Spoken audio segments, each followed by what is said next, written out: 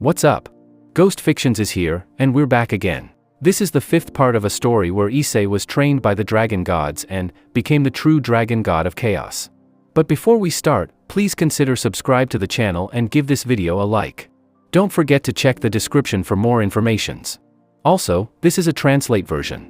You may find some mistakes, specifically in the character's gender. Issei of course is a male, Valley also is a male. Welp, with that out, let's get into part 5. The party was going peacefully after that beautiful dance, although the Gremory group had great discomfort in their hearts the entire time. The blonde asked his girls to dance, each one after the other, leaving everyone amazed by the dance, and with the help of his beloved Tsubaki he was able to get Sona to dance. It goes without saying that she was completely red with embarrassment, but still that's how he was smiling, since being with the blonde gave him a feeling of conformity and tranquility. "I have ever told you that you look beautiful when you blush," the blonde said as he continued dancing with the Citri heiress. When she heard him, she blushed a lot from embarrassment. She still didn't know how the blonde could make her feel so that with just a few simple words he could affect her so much. "Thank you," the Citri heiress said with some embarrassment and awkwardness that made her look even more beautiful than before. When the blonde saw her like this, his smile grew bigger, and while they danced, he made Sona completely glued to him, to which the Citri heiress, when she felt the blonde's well-formed body, blushed furiously. She wanted to walk away, but the blonde didn't give her many options, making her hold back her embarrassment and continue as if nothing was happening, although that wasn't entirely the case. Because while people only saw a fine, calm and elegant dance, if they looked closely they could see how the Citri heiress was completely red since she was touching the blonde's well-defined body, and if we add that to the fact that the blonde was moving his hand caressing her waist and part of her back, making the Citri heiress a little excited by the delicate touch. But despite that she did nothing to push him away or stop him, because even though the blonde was giving her body small caresses it was more as if he was appreciating the beautiful body she had, making the Citri heiress feel partly excited, but also happy and proud since he was appreciating her body as if it were something unique. And the Citri heiress had a body that for some reason the blonde loved. She didn't have much, but she didn't have much either, if it wasn't perfect. Nice breasts, defined waist, beautiful, round butt and long, sexy legs, and if we added that calm face but embarrassed by anything, they made her look extremely beautiful and unique. And that was what the blonde liked about a woman who was unique, since each of them had something unique that made the blonde lose himself in her beauty, as in the case of Luffy, that way of being so cute and affectionate when looking at him with those beautiful eyes is something that the blonde can't resist, and she knows it since she does it several times to get what she wants. There's also Kuroka who, when she's all mad, puts out those cute cat ears and tails, making the brunette can't stand it anymore. Another example could be Tsubaki, who fascinated him when she was embarrassed, but when smiling was also something he couldn't stand because of how beautiful she looked. And so it is for Yasaka or Office, that each one had something unique that made the blonde unable to resist them, and just like Luffy, the two of them along with Kuroka knew it and did it to get what they wanted. "Sona, you are so beautiful in every sense of the word," he said in Sona's ear with a seductive voice, and then bit her ear, making her bite her lip to keep from letting out a light moan. If it were another man, even if it were Saji, she had already put him in his place, but when the blonde did it, for some reason she didn't want him to stop, she wanted him to continue. She loved how the blonde caressed her body even above her dress, she loved him. It was fascinating how he appreciated her body with the touch of his hand, and mainly he loved being so close to the blonde, being able to feel her body next to his. Although sometimes her heart ached for not being able to be with him brown. To which this did not go unnoticed by the blonde, and he promised to find out the reason for his change of mood. But while he was enjoying the dance with Sona he could see a certain brunette heading towards the balcony with a sad look, to which he had to go to see what was happening to him. Fortunately the song ended. "It was a pleasure to dance with such a beautiful lady. I hope you will allow me another dance later," the blonde said with a smile, to which the Citri heiress only nodded since she could not speak because she was so excited and embarrassed that dance for everyone it was calm and fine, but for her it was like an erotic dance where the blonde excited her without touching any intimate part of her, just with the touch of his hand. And he wondered what it would feel like if they were really naked and he ran through their entire body. The color immediately rose to his face and he sneakily left the track before continuing with that thought, or before he did something he shouldn't do, or at least not in that place. But what she didn't notice is that the blonde's girls all noticed the dance and every movement that the blonde made with the Citri heiress, making them have a mischievous smile, even Queen Citri, who couldn't help but spend the moment teasing a little of his king. The blonde headed to where he saw the brunette while the blonde's girls arrived at where the Citri heiress was drinking water to calm down. "How was the dance, Sona?" the kitsune asked with a mocking smile, while the others surrounded her. "It was good," the Citri heiress answered, trying to hide her blush, something she couldn't do so that everyone's smile grew. I see you enjoyed it a lot, Naya, the Nakomata commented with the same smile. What are you talking about, Kuroka? The Citri heiress asked nervously. All of us were able to see that beautiful dance, Sona. We didn't miss any details, Queen Citri said, this time in a suggestive tone that made her king blush more than before. Well, and the Citri heiress was trying to say, but the words wouldn't come out of her mouth. I imagine you liked what you felt when he touched you, right? The dragon said with a mischievous smile, making the black-haired girl unable to say anything as she blushed even more. And you also liked what you felt, Naya. That body was also worked, Naya, said the Nakomata, making the Citri heiress blush furiously as she felt her well-worked body. The girls, seeing her like that, only smiled and left the topic as they saw that the Citri heiress was about to faint from shame. In another part of the party, a blonde was approaching a brunette who was on a balcony looking at the beautiful night. Because the look is so sad. The brunette heard a voice coming from behind her. He immediately turned around and was surprised to see the blonde who was walking in his direction. What to do here? The brunette asked, a little nervously, since lately she has felt strange being close to him, and even more so if they are alone. I saw you walking here, so I was wondering if you felt bad or if something had happened to you, the blonde said, reaching out to the brunette and staying next to her, to which when she saw him so close she got nervous again. Because every time he is close to me my heart beats? The brunette thought, very worried that she has fallen in love with the blonde. Are you okay? The blonde asked in a worried manner. Sigh, I'm fine, I just wanted to get some fresh air, the brunette said, trying to finish the topic. You can't fool me, it's obvious in your eyes that something is happening, the blonde said calmly, to which the brunette jumped when she heard it. Look? The brunette asked, somewhat doubtful and thinking if it was so obvious. Your look reflects great sadness and concern. The blonde answered, looking into the brunette's eyes as she opened them in surprise, but when she saw the blonde's eyes for a moment she got lost in those beautiful eyes of a different color. And for a second he could see his beloved brunette standing where the blonde was. He immediately closed his eyes when he opened them again. The blonde was again with a worried face. Sigh, it's just that, I'm worried about something, said the brunette, already giving up on not being able to hide her worry and sadness. I can know why you're worried, the blonde said, also worried. He had already forgiven the brunette, which is why he worried if something happened to her. Well, I was thinking about everything that has happened since Issei-kun left and what I did to him, the brunette said with a sad face, while the blonde only listened. I forgot about him and I was with someone else, the brunette tried to say while tears began to run down her face.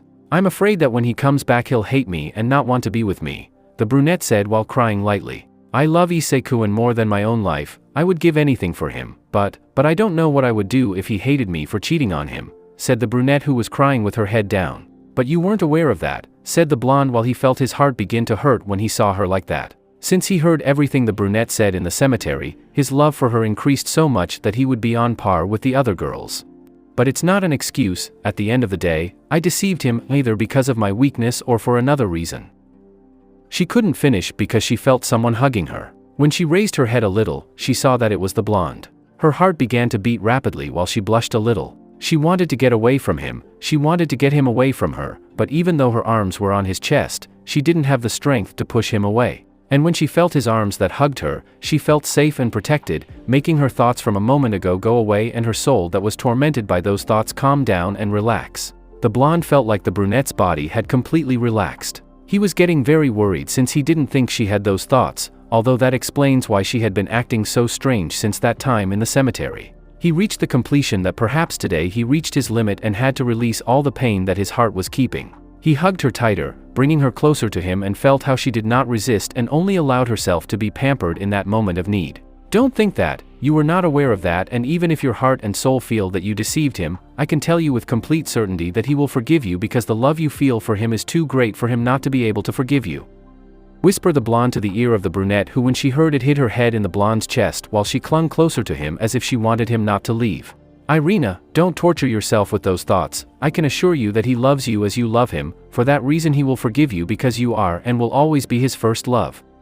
The blonde said again to what the brunette listened to. She was crying again, but this time it was not like before, but she felt happy to hear those words that she needed so much. Thank you, she said, and although her heart was beating quickly, she didn't care because now she could feel calm and at peace with herself. Always remember that Issei loves you and he always will no matter what happens, the blonde said again while hugging the brunette tighter so that she lost herself in the quality and calm sensation she was feeling. They stayed like that for a few minutes until they separated. The brunette still had tears in her beautiful eyes. The blonde wiped her tears while the brunette left him, since she could feel his love and affection when he wiped her tears. "You shouldn't cry because that doesn't show how beautiful you are and how beautiful your eyes are," the blonde said as he caressed her cheek while he finished wiping her tears. The brunette blushed at the words while she felt her heart beating rapidly. "It is better to see one with a smile since it reflects how beautiful you are," the blonde said again, making the brunette blush more but also making her smile. And he nodded his head for a moment in confirmation while giving her a sincere smile, although her cheeks were a little red. When the blonde saw her, he couldn't look away from how beautiful the brunette looked.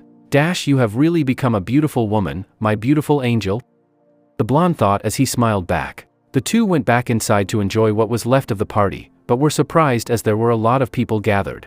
The blonde immediately went to see what was happening since he heard Ravel arguing with another man. The brunette followed behind him. When he arrived, he could see Ravel hugged by Lefay while her girls were by her side. In front of them was Ravel's fiancé Album and next to him his parents and Ravel's parents. He immediately understood the situation, but it made him somewhat angry to see the Gremery group supporting the heir of the Barbados house. Irina immediately went to support her friends, which caused a satisfied smile on the blonde's face, while the Gremery group was surprised to see Irina hug Ravel next to Lefay. "Irina, what to do?" Zenobia said, a little angry, seeing how her friend turned her back on them. "What do you think I'm doing supporting my friend?" the brunette said firmly, surprising the Gremery's girls. "Irina, he is Ravel's fiancé, he is a very good and handsome man, he is the only one suitable to be Ravel's husband," Aquino said, trying to make the brunette see reason. "That's something you can't decide," the brunette answered seriously. "Irina, you have no authority on this issue," said the redhead Gremery in a serious tone, since they supported the Barbados heiress, since for them he was perfect to be with their friend Ravel. "Not as an angel but as a friend, and since Ravel is my friend she has my full support," she said seriously, making the blonde girls feel proud of the brunette while the blonde phoenix was happy to be able to have such friends. "Hello, good." For his part, the blonde was happy about what the brunette said, but he was behind the people observing the situation around him and he didn't like what he saw. Most of the nobles supported the heir Barbados, the Maus, although they have to be neutral. He knew that Surzek supported the heir and Sarachan supported Ravel, but at this moment she can't do anything. "Besides, you don't have authority on this issue either, Rias," the Citri heiress said seriously, making everyone surprised and realizing that she was on the blonde phoenix's side. The redhead wanted to say something but couldn't since it was true, and she thought it was better to stay silent. "Ravel, why don't you want to marry him? He is a great man, he can give you everything you need," Reiser said calmly. He did not know why his sister acted like that, if for him the heir Barbados was the most suitable for his beloved sister. "I'm not going to marry someone I don't love, much less someone as conceited, arrogant as him," the blonde phoenix said seriously. "Girl, take care of your vocabulary," Lady Barbados said with a serious and cold tone. "Excuse me, ma'am, but that's the whole truth," answered the blonde phoenix in the same tone. "Come next to me, your place is next to me, next to your husband," said the heir Barbados angrily. "You will never be my husband, and I will never be next to you, my place is next to another person, and that person is not you," said the blonde phoenix seriously while the Barbados heir could no longer contain his anger. "You come with me whether you like it or not," said the Barbados heir to go to where the blonde phoenix was and hold her hand to take it away, but before he could even touch her, someone held her wrist. "I think the lady said that she is not interested in you," said a serious voice that chilled the blood of everyone present. 21. The Barbados heir saw him again with an angry expression, since this guy had ruined his plan several times. But as soon as he was going to say something, the blonde expelled his aura, causing him to start sweating with fear, and not only him, but also everyone present who was on the side of the Barbados heir. And in a moment a crack was heard. The blonde had broken his wrist, causing him to scream in pain, surprising everyone by the ease with which he did it. "I'm sorry, I don't control my own strength," the blonde said with an emotionless voice while he released the Barbados heir, who fell to the ground holding his wrist, since the blonde broke it in several places, making the pain much greater. Everyone felt a chill run down their spines when they heard him say those emotionless words. Immediately the heir's parents went to see his wound. "Someone else wants to be smart," the blonde said again with an emotionless voice, making everyone unconsciously take a step back because of the fear they had. "Damn it, I'm going to kill you for doing that to my son," said the leader of the Barbados house, launching into an impulse of rage. Seeing the blonde, his power increased even more, since being the leader of a house his power was not small, although it was not so great for him to get serious. He did not want to underestimate him. Immediately everyone felt the increase in power and then saw how the blonde stopped the leader's blow with one hand as if it were nothing. Immediately the blonde hit him hard in the stomach, causing him to fall to his knees spitting blood. Without any mercy, he raised his foot and gave him an axe kick that left the leader on the ground. Everyone was surprised by the demonstration of power. In just 2 moves he defeated a leader of the house. "With that power you come before me," the blonde said with the same emotionless voice, leaving everyone in shock. A little behind him was Valley with his wives. They were supporting the blonde phoenix, although Valley never dealt with her if he knew she was one of his friend's women, so logically he was going to defend her if something happened. Valley was with a smile. He had already been able to see some of the blonde's power, and when he saw how that leader launched himself into mowing, he could not help but smile when he saw such a suicidal act. On the part of Sona and her entourage, they were surprised since they had never seen the power of the blonde, at least until now, that they could not help but be surprised by the tremendous power he had since he defeated a house leader as if it were anything. With Ravel, she had a small blush at the way the blonde defended her, and even more knowing that he would go to such lengths to knock out a house leader for her. The blonde's girls smiled at their lover's act, which was to be expected since a dragon is very possessive of his women and will not let anything bad happen to them. "What do you want with my daughter?" Lady Phoenix asked, this time in a serious tone. "I don't want anything from her, she is simply under my protection, and anyone who wants to harm her will have to deal with me." The blonde was happy in a serious manner, expelling a little of his aura that he had already kept terrifying everyone. "You can't do what you want, she is already committed to someone and no one can change that," Lady Phoenix said seriously, although inside she was terrified of the enormous power that the person in front of her had. The blonde phoenix became depressed upon hearing that, since it doesn't matter that she will always have to marry him. "Exactly, she was already engaged to someone if I remember correctly, you were the one who formed the engagement," the blonde said, drawing the attention of everyone present, mainly the blonde phoenix and her mother, who didn't know what she was talking about. "That's lies, I haven't committed my daughter to anyone else." But when she was going to continue, she remembered a certain brown-haired boy.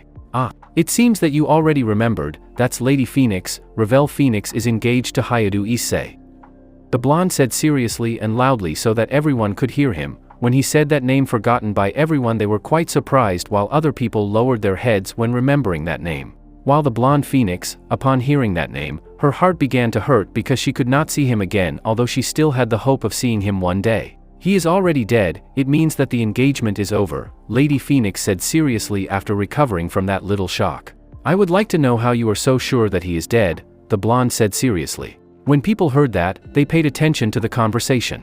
"It's logical, that beast has surely already killed him," Lady Phoenix answered while she felt that something was wrong with the person in front of her. "First he died at the hands of a fallen angel, he came back to life, then he died defending the underworld, but he came back from death. He was left in a deep coma after defeating the evil dragons in the war against Chaos Brigido, but he woke up. Now he is trapped in that dimension with the Trihexa. How are you so sure that it will not return, or rather, how are you so sure that it is still in that dimension?" The blonde finished saying with a smile when he saw how everyone was in total shock at what was said, mainly the last time part. How were they sure that Hayadu Issei was still trapped in that dimension? Was the question everyone was asking. "What do you mean?" Lady Phoenix asked doubtfully. "Hayadu Issei may have already left that dimension, and why doesn't he show himself?" "Seriously, because he is recovering from his injuries with the Trihexa," the blonde said with a smile. Behind him his girls, along with Valley and their wives, had an amused smile upon hearing what the blonde said. "He has already been presumed dead more than 3 times, which stops him from returning this time. The only difference is that this time it is taking longer, or maybe he is already here and is disguised as another person, seeing what each of them does. His loved ones," said the blonde with a big smile when he saw everyone in total shock and a great silence occurred in the place. Even Surzek did not say anything and Azazel only remained silent the entire time, but that last one made him think a lot since it was true. While Irina, Ravel, and Seraphal heard what the blonde said, their hearts began to beat strongly, while their desire to see their beloved brunette again became stronger. But on the other hand, the Gremory group had a strong pain in their chest knowing that great possibility. He may even be seeing this right now. He may have come to witness the wedding of the person who once swore eternal love to him, said the blonde, but this time seeing Rias, who had her breathing accelerated when she heard that, and her heart hurt more every moment. Everyone present saw her again without knowing what to do or say about this issue. The blonde turned to look at Lady Phoenix as he stood next to the blonde phoenix and took her by the hand to bring her to the front of Lady Phoenix. All of this was seen by everyone present. Even the family from the Barbados house, who had already woken up, but were still on the ground due to the damage caused by the blonde.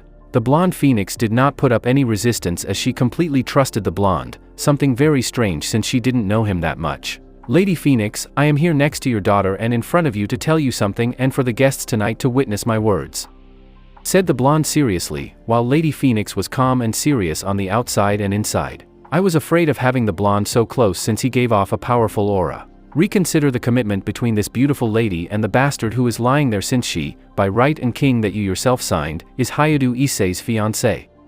The blonde said seriously while the blonde phoenix wanted to cry with joy now that he realized that the blonde knows something about his beloved brunette. But her happiness increased when she said that she was Hayadu Issei's fiancé since she had the dream of marrying and starting a family with her beloved brunette. Those present were silent listening to what he was saying. Even the Mao and Azazel did not say anything, and they also realized that the blonde knew something about the brunette that they did not. The pigtailed Mao was really happy because from what she understood that today her beloved Issei was alive and well. The Gremorous were about to cry since from what they see, their former beloved brunette was alive, but they could no longer be with him because they had other people by their side. The pain in their hearts was killing them.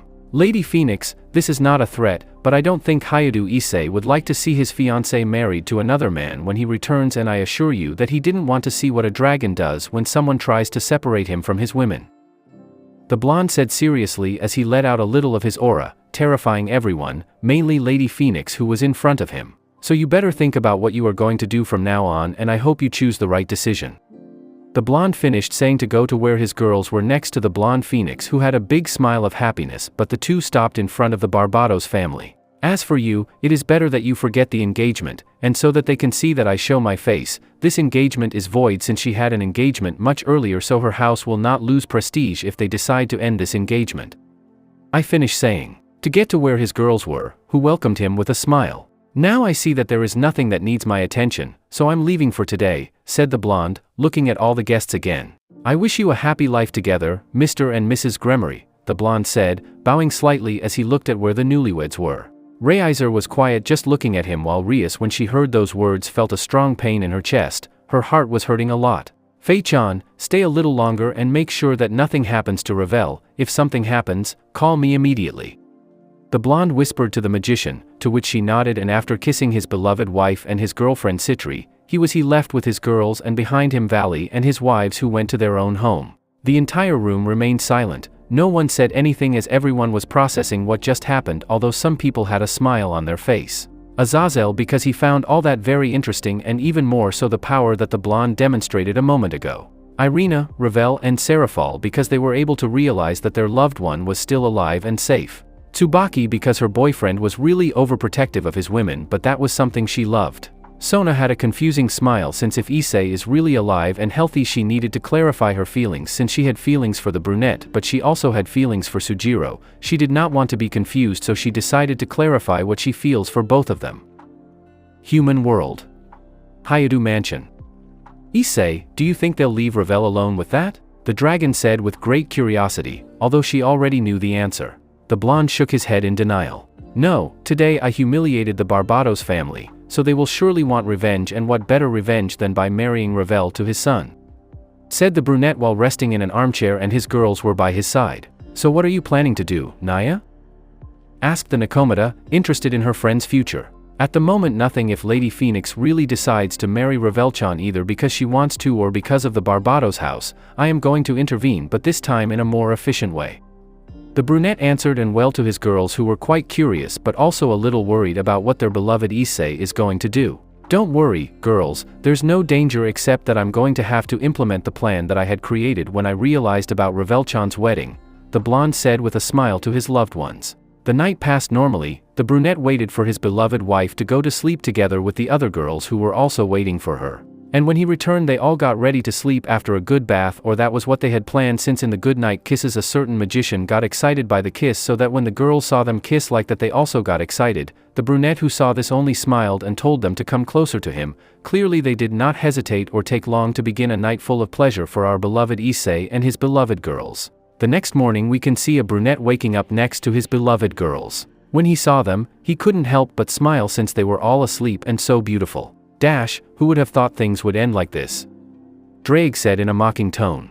Ahaha, how funny, Drake, although I can't deny that I'm glad things ended like this since I can be with the girls I love. the blonde said as he caressed the head of the sleeping Lufei and Yasaka who were at his sides doing when they feel the caress they cling more to Issei while their smiles do not leave their beautiful faces. Although they are not all of them? Drake said remembering that point. If I have to go for Sarah-chan, Irina-chan, Ravel-chan. The brunette commented while he saw his girls still asleep. And what will you do with the seraph, the goat, the vampire, and the Valkyrie? Drake asked with curiosity. The thing about Gabriel and Penemu surprised me that he has feelings for me, so I plan to give them a chance since I also have feelings for them, although they are not many, if I see them as someone important to me. The brunette answered thoughtfully. Elmenhild has always seemed to me to be a very beautiful woman, so it may be that I think I can reciprocate her feelings. The brunette said with a smile when he remembered how pretty and beautiful Elmenhild was in the past and he wondered if she became even more beautiful than before. About Rosjan, I don't know what you're talking about, although I've always loved her as more than a friend, I'm not sure if that feeling turned into love, and seeing her happy with her husband makes me feel happy since I always wanted her she was happy, and her husband really is a great man. I have no complaints with him, so the only thing I want is for her to keep smiling. The blonde said with a smile when remembering Roswi's. Note, Issei loves Ross more than a friend but that feeling does not come with love, for now. But you realized it, right? Drake commented seriously. Yes, for some reason I could feel that her heart is in conflict but she doesn't realize it. The brunette commented seriously. I can say with complete confidence that she was like this long before you first appeared. It's as if. Drake couldn't finish since the brunette beat him to it. If I longed or missed something or someone. The brunette finished saying so that Drake nodded.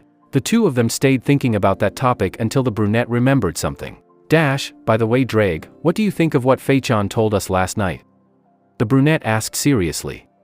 Memory. The brunette and his loved ones were waiting for the magician in the room while they spent a few moments together until after a few hours the magician appears in a magic circle. How did it all end, Fei-chan? Asked the brunette, receiving the magician with a kiss that she happily received. Well, Issei-sama, there was no problem, the magician answered while giving her beloved husband another kiss. Now that I remember, Lucifer-sama said to contact him, since he wanted to talk about something important. Said the magician, remembering what the Mao told her. You don't know what it was for, the brunette asked with great curiosity. He told me that he wanted to ask you if you would accept a duel with someone named Tiamat, the mage answered calmly, although the brunette was surprised when he heard that name. Thank you very much Fei-chan, now let's go to rest. The brunette said to go with his girls to the bathroom and then to sleep. End of memory. Tiamat the dragon of karma and chaos, one of the dragon kings and the most powerful. Drake said seriously. Note, I don't know if she is the strongest but here she is going to be the strongest of the dragon kings. If I remember correctly, you had problems with her, it's not true. The brunette said, remembering a conversation he had with his friend once. Yes, she has killed many of my covered ones when she senses my aura. Drake answered, downplaying the issue. You don't know why? The brunette asked, quite curious. I think it's because I once asked her for her treasure for the fight against Albion but in the fight the treasure broke from that moment on she hated me to the bone. Drake answered remembering that moment. You don't think that if I confront her she will realize your presence because of my aura? The brunette asked seriously. You don't have to worry since you controlled your dragon power, now you give off your same aura but with the same essence as before and not mine, for that you will have to enter Balance Breaker. Drake answered calmly, to which he Chestnut was surprised by that information. Then it wouldn't be bad to fight her. The brunette said a little excited. There should be no problems as long as you don't use boosted gear, even if things get bad you can enter your perfect dragon mode since that transformation is due to your power and not mine. Drake commented calmly. That's perfect. The brunette said excitedly because even though he doesn't like fighting very much, he needs strong opponents to be able to measure his strength and see what level he is at. It would be better to talk later, your females are waking up? Drake warned Issei. The brunette looked at his girls again and realized that they were already waking up. Good morning my beautiful girls, said the brunette and immediately gave each one a kiss except Lufei, who was still asleep. When the girls felt his lips claimed, they did not object and rather returned the kiss. How did the most beautiful women in the world wake up? Asked the brunette, to which they all responded with a big smile. Good. The girls snuggled up again next to the man they love since that day they all had the day off so they wanted to spend it with their man. Girls, what do you think if we stay in bed for today? The brunette asked, and the girls loved the idea and stayed lying next to their loved one. I'm going to call Tsubaki Naya to come and spend the day with us, since she also has the right to spend the day with her boyfriend Naya, said the Nakomata, to which everyone nodded and called Queen Citri to make her happy. Mind, I accept. After a few moments you can hear the magician waking up with a big smile, and of course, since she was the one who started the night of pleasure and was also the one who ended it. Good morning, said the magician, still half asleep.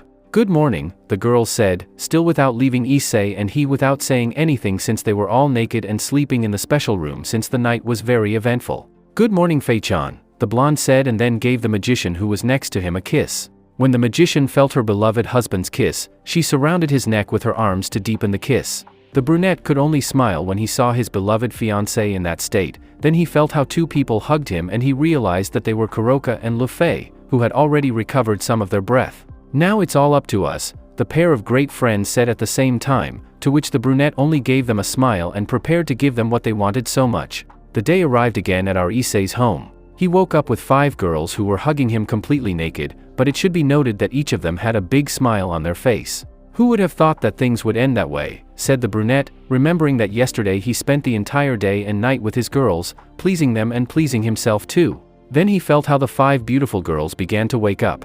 Good morning, girls, the brunette said with a smile on his face. Good morning, Issei, said the now newly awakened girls with a big smile on their faces for the great day and night they spent yesterday. How about you take a bath while I prepare your breakfast, said the brunette, to which they all nodded happily since the brunette cooked very well. The brunette gave a kiss to all the girls who happily accepted, although they had to separate a certain magician who was going to start like the day before, since today they had things to do, and if they left her they would also stay and they wouldn't know when they would come out. All the girls came out after their good morning kiss with a big smile on their faces, and the brunette left to make them breakfast. Remember to talk to the Mao Lucifer to coordinate the fight, Drag reminded his friend. True, I had forgotten, thank you, Drag. The brunette thanked him. The girls came down after a relaxing and calm bath. They started eating breakfast while talking about different things. When they finished, they all went to continue with their duties, Kuroka and Office to be teachers, Tsubaki to help her king, Yasaka had to continue teaching her daughter how to govern properly, and Lufei went to Revel to see how things were. The brunette was preparing to go to his parents since they agreed to visit them, but he remembered about the fight and took advantage of the moment. He changed into Sujiro and called the red-haired Mao. Oh, Sujiro, what can I do for you?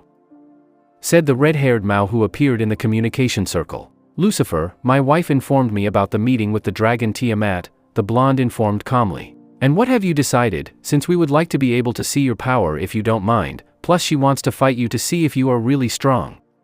The red-haired Mao communicated with a calm smile. I don't have any problem about the meeting, I just would like to know when it is planned and where it will take place. Asked the blonde. I'm glad you accepted, the meeting could be in 2 weeks in the state that is in the capital of the underworld. The red-haired Mao answered calmly. Perfect then, see you in 2 weeks, said the blonde so that the red-haired Mao could say goodbye and limit the communication. Well, with that topic over, time to go, the brunette said to himself as he went to his parents' house to spend time together. Human world. City of Ku. The brunette was going to buy some things that his mother ordered him after having spent an afternoon with his parents. On the way you could see how all the women were looking at him with a big blush and a look full of lust, but pleasant. It was his surprise to meet the person he least expected when he entered the store. Kiryu! The brunette exclaimed when he saw her brunette friend in the store working as a saleswoman. The aforementioned turned when she heard her name, but her eyes widened as a strong blush formed on her face when she saw who was calling her. Excuse me, sir, I can help you, the brunette asked with some hesitation since she didn't know the person in front of her, but she couldn't deny how stupidly attractive that person was. The brunette was surprised by the question. He thought that he surely doesn't recognize him. Remember that you are dead, it is not surprising that your image does not even cross his mind. Of course, Drag, to which Issei understood the situation better. It's me, Issei, your former classmate, said the brunette, to which the brunette was stunned upon hearing that name. Issei? It's really you. The brunette said, even without believing the words of one of the few true friends she had. If it's me, Kiryu, how are you? The brunette asked with a smile that made the brunette blush, and not only her, the female clients and employees who were present blushed furiously when they saw that man so handsome and even more so smiling. After a few seconds the brunette saw that her friend looked stupidly handsome, black dress shoes, white dress pants, black long-sleeved shirt and a white vest, making him look extremely sexy. Note, Remember that the brunette always goes well dressed wherever he goes, only at home he puts on normal clothes to relax. At that moment the brunette remembers where she was and how she was dressed, making her feel embarrassed that the brunette saw her that way. When the brunette saw her like that, he was very surprised because he remembers that she was not like that. She is acting as if she wanted to hide from him out of shame or something similar. But when he was going to say something, a young woman arrived and pushed the brunette away from him, causing her to fall to the ground, but he was surprised that her friend didn't say anything to her and simply stayed on the ground with her head down. The brunette looked again at the young woman who stood in front of him and saw that she was the manager, a very young woman in the brunette's words. She was very well dressed, making her look like a beautiful young woman in front of those present, but in front of the brunette she was only just another ordinary woman. "Excuse me, and that stupid woman has caused you some inconvenience. Please tell me what you need and I will be happy to bring it to you personally," said the young woman with the best smile she could give, making the male clients and employees blush for the beautiful voice of the young woman while they looked at her with lust when they saw how sexy she was too. However, for the brunette, he simply stared at him without any expression on his face, walked past him without saying anything and went to where his friend was to help him up. This caused the young woman to have an unpleasant moment and make an expression of disgust at what the brunette could perceive. "Why do you let them treat you like that?" the brunette said, helping his friend get up, to which she simply looked down at the ground. The brunette was totally speechless. He wanted his friend to answer him, but he stopped talking when he saw some bruises on her arms and neck, a sign of physical assault. "Kiryu, who did this to you?" the brunette said with a soft voice, but the brunette remained silent and looking at the ground. "Kiryu, I will repeat it to you again, who did this to you?" the brunette asked again, but this time a little louder and a sign of anger in his voice. But even so the brunette remained silent without saying anything while she looked down like that. Pain, sadness, anger were some of the feelings that the brunette was feeling at that moment. "Well, from what I see you're not going to tell me anything. I'm going to wait for you in the park that was in front of the store when you get off work. I want you to tell me what happened to you and I'm not going to leave until I have my answers," said the brunette, leaving the store without letting the brunette object. The brunette went to the park and created a clone of him when no one saw him. He went to another place to buy what his mother told him to do, while with the original he sat on a bench where he could see the store perfectly. He closed the doors, eyes and waited until the brunette left her work hours. It was already late at night. The brunette had called his girls and explained the situation to them so they wouldn't worry, to which they all frowned at what they had heard. They all agreed that he should look for an answer. The brunette thanked your girls and then I continued waiting. "I'm not liking this at all," said the brunette to himself, seeing how late it was and his friend was still working. After waiting a little longer he could feel the brunette quickly moving away from the store as if she were running or escaping, but he could tell that it wasn't because of him. She immediately opened her eyes and went to chase her friend. Kiryu was running towards his house hoping that nothing happens to him and he can get home safely. Unfortunately, as she was passing through an alley and a group of people surrounded her, the brunette was terrified when she saw this. "But look what we have here," said one of the people with a smile. "Kiryu, how long has it been since we saw each other?" said another person with a sinister smile. "You had us very abandoned," said another person in the group with false sadness. "Pah, please don't hurt me," the brunette said while tears ran down her cheeks. "That's up to you, Kiryu, if you do what we say," said the first person as his smile grew bigger, making the brunette start to tremble with fear and more tears ran down her cheeks. "But first, we have to give you a lesson for disobeying us," said the leader of the group, about to hit the brunette, making her cry more and close her eyes because of the fear she had. But the blow never came. Opening his eyes with some fear he saw that someone had been hit. "Who the hell are you, you bastard?" said the leader of the group with disgust. The brunette simply completely ignored that comment and with a crack he broke the wrist of the group leader, causing him to let out a loud scream of pain, falling to the ground while holding his wrist.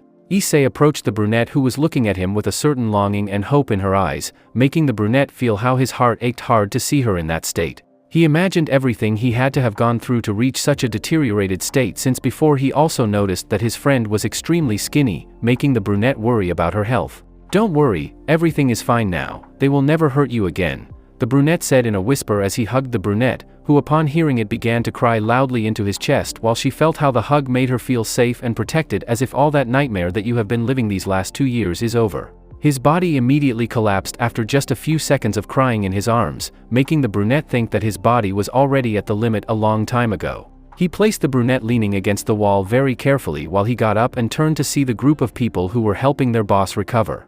All of them felt a great murderous instinct and immediately looked back at where the brunette was, causing the 10 people to begin to tremble with fear. Some of them had even wet their pants from the terror they felt at that moment. And this was that apart from the brunette's murderous instinct, he looked at them with an expression of complete anger and fury, while his eyes were like those of a dragon. "You will all pay for what you have done to her," said the brunette with great fury, who immediately launched himself against the 10 people. With a kick he sent one to crash against a wall, causing him to immediately spit up blood, but before he fell to the ground or screamed from the pain, he received a strong blow to the ribs that broke all of them immediately, causing him to fall, knocked out by the intense pain.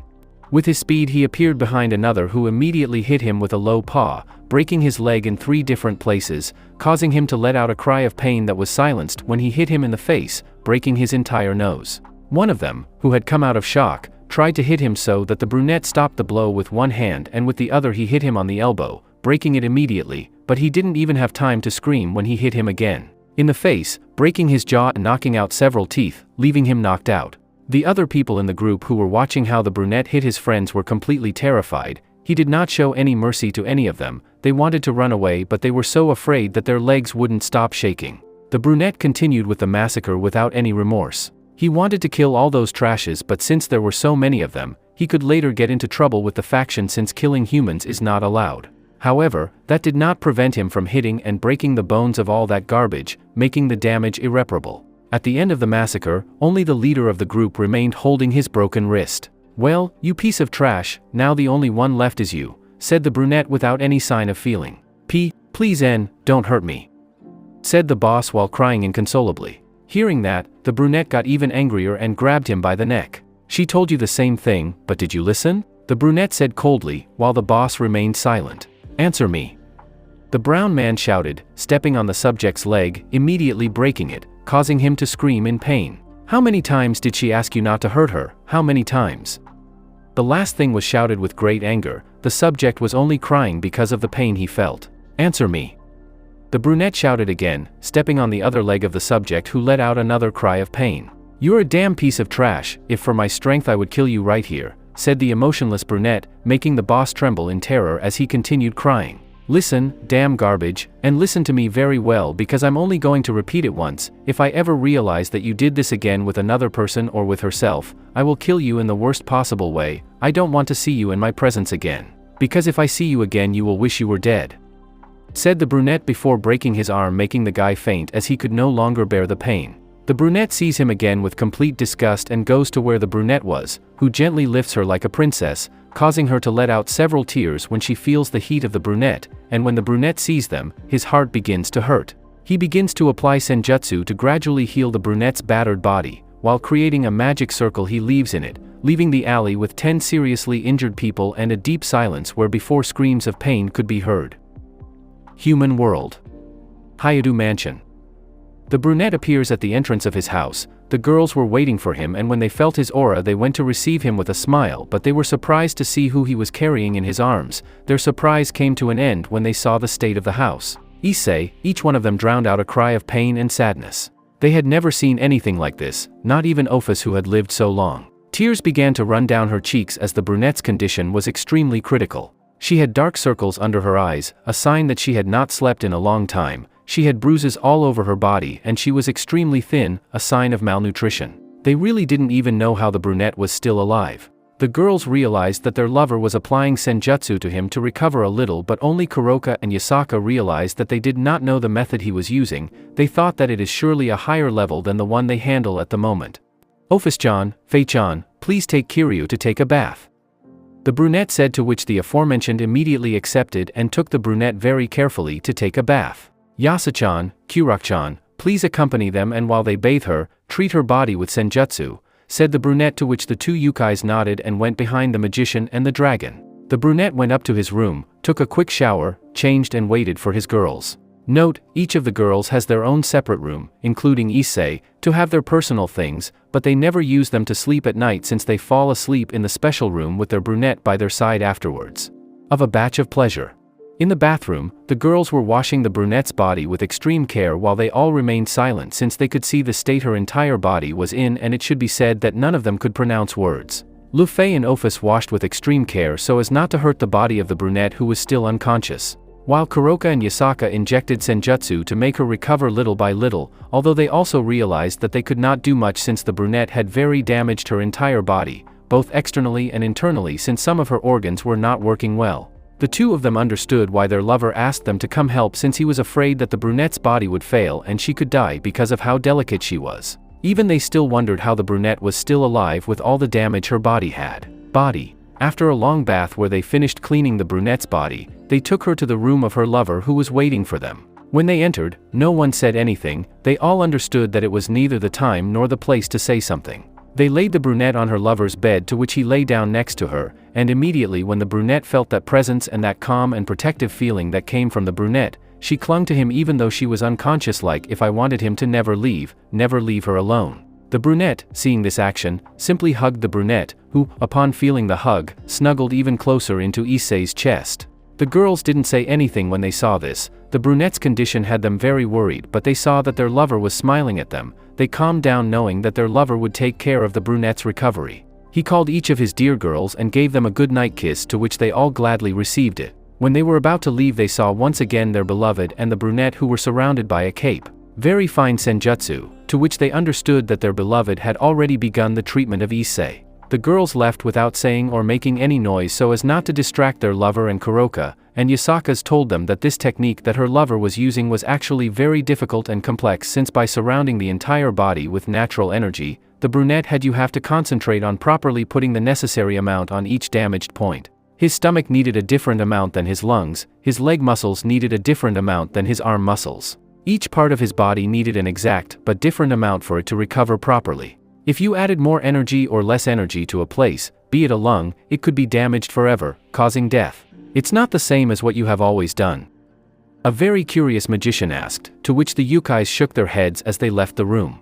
Once outside the room, the yukais explained to the other girls that before they used natural energy to heal themselves, but they only let the natural energy enter their bodies and the energy healed them without doing anything. However, with the training of his beloved, all that had changed. They told them that their loved one had taught them to direct that energy exactly where you really need it, to gather it and heal a single point, causing the damage to be healed instantly and then making that area stronger than before. When they said that they were surprised but they didn't say anything else, they understood that this technique was very complicated and very risky. 2 days had already passed since the brunette began treating the brunette. It is worth saying that the girls were very worried about the two brunettes. At this moment the girls were having lunch with their beloved, who came down to eat something, but the girls kept looking at him with a look of sadness and concern. These days they stayed in the house, none of them had gone out to do their homework. Lu Fei notified the company that her loved one could not attend to any matter and gave the authority to the presidents of each building to make the correct decision. Yasaka told her daughter that she couldn't go, which she was surprised about, but told her that it's okay. Kuroka and Office went to talk to Sona about not attending the academy, where they explained the situation to her and she immediately agreed, and they left immediately, followed by Queen Citri, who was also very worried about the situation. "Issei, why don't you take a break?" the dragon asked when she saw the state of her lover. At first glance, the brunette was tired. He had circles under his eyes, a sign that he had not slept at all since the treatment requires his full attention, making him awake all night and day. "I can't. Office-John Kiryu is in very bad condition," the brunette said with a worried voice. "It's so bad?" the black-haired Citri asked with concern. "More than that, her body is in an extreme state. The only reason why she was still alive was because her mind had turned aside and ignored the state of her body to protect itself from whatever had been happening to her. That's why her body was always so rigid." The brunette answered with a look at the ground because of the sadness he had at not being able to do anything before. Now that his body relaxed, it can be said that his mind connected with the state of his body, causing it to collapse due to the desire it had. Said the brunette, making everyone remain silent when listening to what his lover said. "Kiryu would have already died if she went to a normal hospital. There is no treatment for her body anymore. Even I had to leave her in a state of living death to help her, since it is very dangerous for her to regain consciousness even a little, because it can lead to death without me being able to do anything," Kiryu finished saying with a voice of pure sadness and concern. Upon hearing that, the girls understood that the matter was much more serious than they thought. The brunette withdrew since he had to continue with the treatment. The girls remained silent while their lover left. They all felt so useless, mainly Kuroka and Yasaka, that despite knowing senjutsu they couldn't do anything just because of their lack of knowledge. They promised to train harder to help their loved one if another situation similar to this occurs. But for now they could only sit and wait while their frustration grew, since this technique is very advanced for them, and although their lover had been training them, they only understood the basics of it. Note: Yasaka has great power and excellent use of senjutsu. Not for nothing was she the leader of the yukais, but there are even techniques that even she is unaware of. The treatment continued. It had been 3 days since the brunette brought the brunette to his house. On that day Irina arrived for her training, but when she arrived they explained the situation to her and she immediately became worried about the situation, so she stayed in the room. Issei house hoping everything goes well. 2 more days had passed and the girls were still extremely worried about the situation since their lover had not left the room and they did not dare to enter for fear of interrupting and that something would go wrong. That same night of the 5th day since the treatment began, we can see a brunette leaving the room. He immediately felt the presence of Irina who was with her girls. He thought that it was not yet the time to show himself to her, so he changed his mind again to Sujiro and went down to the room where the girls were. When the girls saw him they immediately went to him and hugged him while their eyes had slight traces of wanting to cry. Even Irina went to hug him since he had become someone very important and special to her, although she didn't know to what extent. This was because her beloved looked very tired with dark circles under his eyes from not being able to sleep for 5 days. Seeing them like this, the blonde could only smile and feel happy to have people who love him and care about him, although with the brunette he was surprised by her reaction but he let it go. Don't worry, girls, everything is fine. I was able to make Kiryu's body completely recover. Now he is only asleep recovering from his mental fatigue from having endured everything that had happened to him. The blonde informed with a sad smile, to which they all nodded and calmed down somewhat. Now, if you'll excuse me, it's very late and I haven't slept in 5 days, the blonde said with a calm smile. He first went to take a bath and then went to sleep in the special room with only a pair of pants on. Note, Issei is tired not because he didn't sleep but because the technique he applied depended a lot on his concentration. The girls arrived an hour later each in their sleeping clothes. They were surprised that he was still in his Sujiro costume and they thought he was too tired to take it off. They lay down on his sides to sleep with him, and even though he was in his shirt they only approached him looking for his affection and love since they had not been with him for 5 long days. When the blonde felt his girls, he brought them closer to him so that they all snuggled closer to him in search of his warmth, and after just 10 minutes they were all fast asleep. On another side of the house Irina was in her own room trying to sleep but she couldn't, so she got up and went to the other girls' room to see if they had fallen asleep yet, but she didn't find any of them in her room. Then she remembered that not long ago one of them had told her that they always sleep in a special room with their loved one, so she went to where they had told her it was. When he arrived he hesitated for a moment whether to open it, but then he decided and opened it. He was surprised to see how big the room was. It had a mural of all the fractions painted on the walls making it look really beautiful. The entire floor was covered in a spongy and very comfortable mattress, and he also realized that the room had several spells and seals such as privacy and ambient temperature. The brunette was amazed by the room. She looked through the center of the room and could see the blonde who was fast asleep and her friends who were being hugged by blonde. For a moment the brunette felt jealous, but not jealous that they were like that with the blonde, but rather jealous that she couldn't be like that with him, and after a long debate in her mind about whether to go out and leave them or go to them and sleep next to the blonde, the brunette decided to go to them, and after closing the door she approached slowly looking for even a slight field to lie down on, but she saw that there was none. She was sad and was going to leave, but then she felt like the dragon that had woken up when the brunette I enter the room. I pull her towards her, making it difficult for her to lie down. The brunette couldn't say or do anything when she was already lying down sleeping on a part of the blonde's chest, holding back the dragon that was watching her. Ophis gave a smile that calmed the brunette since she was very nervous and she prepared to go back to sleep. Irina saw how the dragon fell asleep again. She wanted to leave there but for some reason her body did not respond. She blushed a lot when she knew where she was lying. He looked up to see the face of the blonde who was deeply asleep. She smiled and without realizing it she began to fall asleep after feeling the peace and tranquility that the blonde gave off. It made her feel comfortable. How comfortable. With that thought the brunette fell into Morpheus's arms. The next morning we can see Issei waking up from a good night's rest. He was glad that he was a dragon with high regeneration. He realized that he was completely immobilized, and when he looked around he realized that all his girls were by his side. He just smiled when he saw them like that. It seems like they missed me all this time, the blonde thought when he saw them with a smile on their faces. No wonder, they are your females. Drake commented calmly. What do you mean Drake? The blonde asked curiously. They are already marked by you, not feeling close to you for so long. Their instincts told them to go look for you, but since they knew they couldn't, those instincts intensified. Drake answered calmly. When you were within reach, they immediately went to look for your warmth. Drake finished saying. It seems like it really worries them a lot. The blonde said looking at his girls. In fact, not only them, look at your chest. Drake reported, to which the blonde was surprised by that. Issei pays attention to his friend and looks at his chest only to be surprised to find his childhood friend lying peacefully with a big smile on his chest. It seems that her heart has already recognized you but she has not realized it. Drake said while smiling slightly. At that moment the blonde panics knowing that the brunette already knows who he is. Don't worry, I don't know if you noticed but last night you didn't take off your costume, so your identity is still safe. Drake finished saying. Issei checked himself and confirmed that he was indeed still like Sujiro. He was mentally happy to know that fact. The girls began to wake up when they felt their lover's movement. "Good morning my beautiful princesses," the blonde said with a smile to which everyone blushed at his compliment, since although what woman doesn't like her lover to compliment her. "Good morning," they all said, to which the blonde gave them a good morning kiss, which they happily received since they missed that feeling. The brunette who was still asleep on the blonde's chest began to wake up, which everyone realized. "Good morning Irina." The brunette heard it. She looked at the blonde again who was smiling at her, then she looked at the other girls who were looking at her with a mischievous smile. He immediately understood the situation he was in. A strong blush formed on his beautiful face. And I'm not the same, it seems.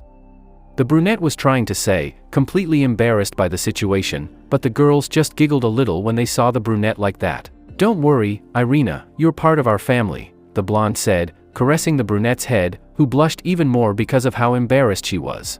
The brunette lowered her head because she was so ashamed, she wanted the earth to swallow her. "Well, girls, what do you think if we go down to have breakfast?" the blonde said, to which everyone nodded happily. They began to go down to the dining room while the blonde went to see Kiryu's condition. He was calmed knowing that he was improving little by little.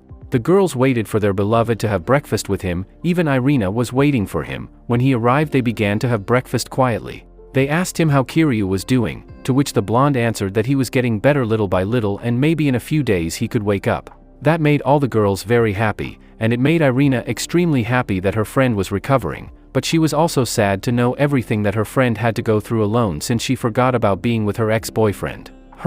She clenched her fists in frustration at not having done anything for her friend. That did not go unnoticed by the blonde who started talking to her later. The day passed calmly. The blonde spent the entire day with his girls and with Irina who had stayed at the blonde's house since she did not want to get away from him, something that greatly missed the brunette.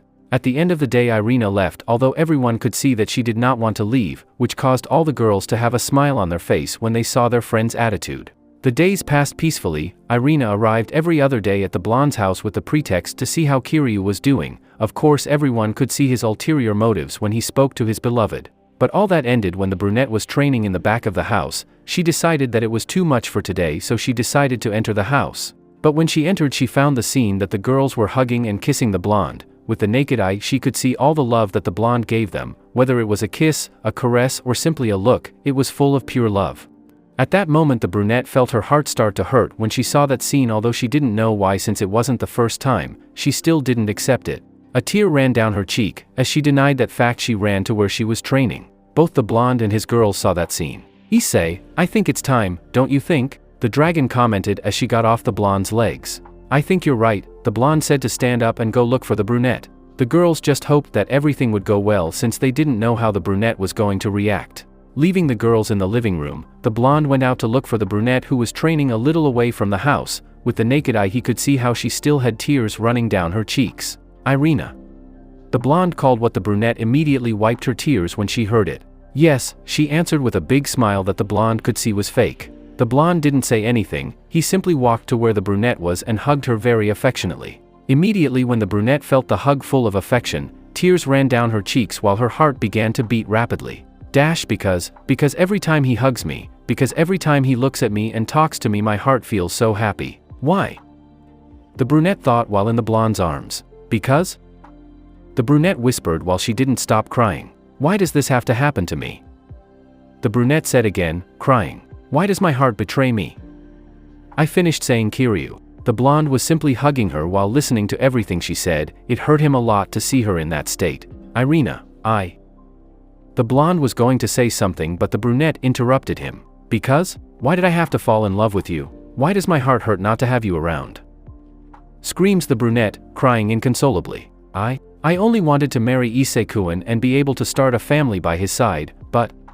The brunette was trying to say but the pain in her chest wouldn't let her. I know I failed him, I know I don't deserve it, but... The brunette finished saying while crying even more. She couldn't take it anymore. The pain she had in her heart was too much. She didn't want to fall in love with the blonde. What she wanted was simply to wait for her beloved brunette and be able to realize the dream she had since she was a child, that dream that the two of them promised. Realize the dream of having a family. But everything went wrong. She forgot about her beloved Issei. She forgot about that dream she had. She forgot everything and went with another man. When she finally recovered those feelings she had for her lover and remembered that promise they made, she was very happy to think that maybe, just maybe, she can make that promise come true. But not everything is what it seems. After recovering those feelings, she spent time with the blonde, making her fall more and more in love with him, and without realizing it, she was already in love with him. The blonde only listened as the brunette vent, while tears ran down her cheeks knowing when she loved him. "Why does my heart betray me again and again?" the brunette asked while she looked into the eyes of the blonde who was also staring at her. But when the brunette was going to say something again, the blonde couldn't take it anymore and gave her a kiss on her lips, greatly surprising the brunette by the action. She wanted to push him away, but for some reason her heart felt happy and calm. Tears ran down her cheeks as she felt how the blonde gave her that kiss full of love and affection. She involuntarily wrapped her arms around the blonde's neck to deepen the kiss while the blonde hugged her waist to bring her closer to him and deepen the kiss further. The brunette continued with the kiss while tears ran down her cheeks without stopping. When they separated, each one looked into each other's eyes. The blonde's eyes expressed deep love, the brunette's expressed happiness for some reason, but also a little sadness. "I don't betray your heart, it has never betrayed you, my beautiful angel," the blonde said as he ran his hands over the brunette's cheeks, drying her tears. The brunette was confused by the words, and when she felt the blonde's caress she simply let him while she felt how his hands caressed her with love. "Forgive me for not having told you before," the blonde said as he continued caressing the cheeks of the brunette who was still looking at him. Then he moved away from her a little. When the brunette was about to say something, she saw how a magic circle formed at the blonde's feet and began to rise, little by little changing his appearance. When the magic circle finished changing her and showing her true identity, the brunette had her eyes wide open while her heart began to beat rapidly and her eyes filled with tears. She stood looking at him for a few moments without saying anything. She stretched out her hand little by little, trying to take the one who was now in front of her, hoping it wasn't a dream or a joke. The brunette took the brunette's hand and touched it to her cheeks so she could see that it really wasn't a dream and it was really him who was in front of her. The moment the brunette felt the brunette's touch, her eyes began to water again, her heart beat faster, wishing her lord that for whatever reason it wasn't a dream.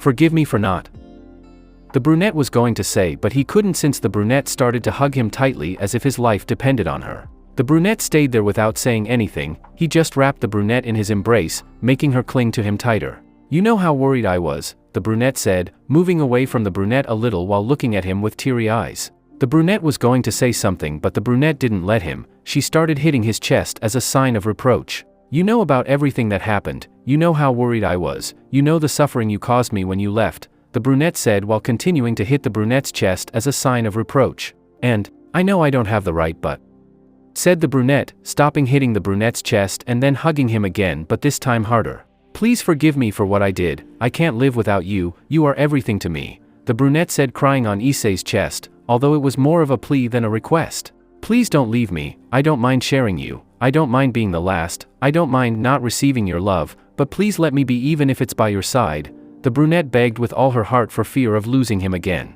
Time. The brunette at that moment had a lump in his throat. He remembered everything that had happened to the brunette, he remembered everything she said in the cemetery, he remembered their conversation on the balcony, and he also remembered all the times she has cried for him.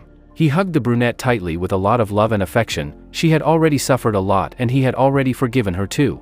"I'm never going to leave you again, I'm always going to be here with you," said the brunette while he consoled the brunette who was losing herself in the sensation of being embraced by the person she loves again, although he knew that she didn't deserve it. "And you don't have to say you won't receive my love or if I forgive you, since I forgave you a long time ago, and if you are going to be with me, whether you want it or not, you are going to have to receive the same love as everyone else," said the brunette with a smile. While the brunette cried happily for having forgiven her and for allowing her to be by her side even though she had to deal with her love. "But I have no right to have your love?" The brunette was interrupted as the brunette gave her a kiss, shutting her up, to which when she felt her lips being claimed by her beloved brunette, more tears flowed down her face. "Don't say that again, I love you and I will give you the same love as everyone else. This time you won't have to fight to be the first or be afraid of being the last, this time you will be the first just like everyone else. That they are all the first in my heart and I love them all equally," the brunette told her with a deep voice full of love that the brunette couldn't stop crying. She was wondering if it was really okay for her to receive his love, his affection, but when she saw the brunette smile at her in that tender and affectionate way, her heart couldn't take it anymore and she started to kiss the brunette with all her love. This time, I wasn't going to leave him, this time I was going to be with him at all times. I promise you that this time I will not leave you. If you die, I die. If you live, I live. If you suffer, I suffer. If you smile, I smiled. I don't care what is going to happen later, I will always be with you no matter what. Was the brunette's thought before losing herself again in the warmth that the brunette's lips gave her as he hugged her. And so they stayed for a few hours where Issei calmed the brunette and told her everything that had happened with him and why it can't be revealed yet, making the brunette understand, although the whole time the brunette was completely red since after calming down she was able to see the brunette better and she couldn't deny that he looked quite handsome and it didn't help that he was hugging her, allowing the brunette to feel his shapely chest and strong arms. Night was already falling in the Hayadu mansion and we can see how the brunette with his girls were spending time together. Of course there was also Irina who was going to start living there since she wanted to spend as much time as possible with her beloved brunette. At first the brunette apologized to the other girls for what happened, but they didn't take it seriously and welcomed the brunette with open arms with a big smile. The brunette smiled while crying a little about that since she never thought she would have friends like that, although now she sees them more as sisters than just friends. After that moment when the brunette confessed and Issei accepted her, 2 days passed that were the happiest for her. That same night the other brunette who was resting in Issei's room was waking up from her long and recovered sleep.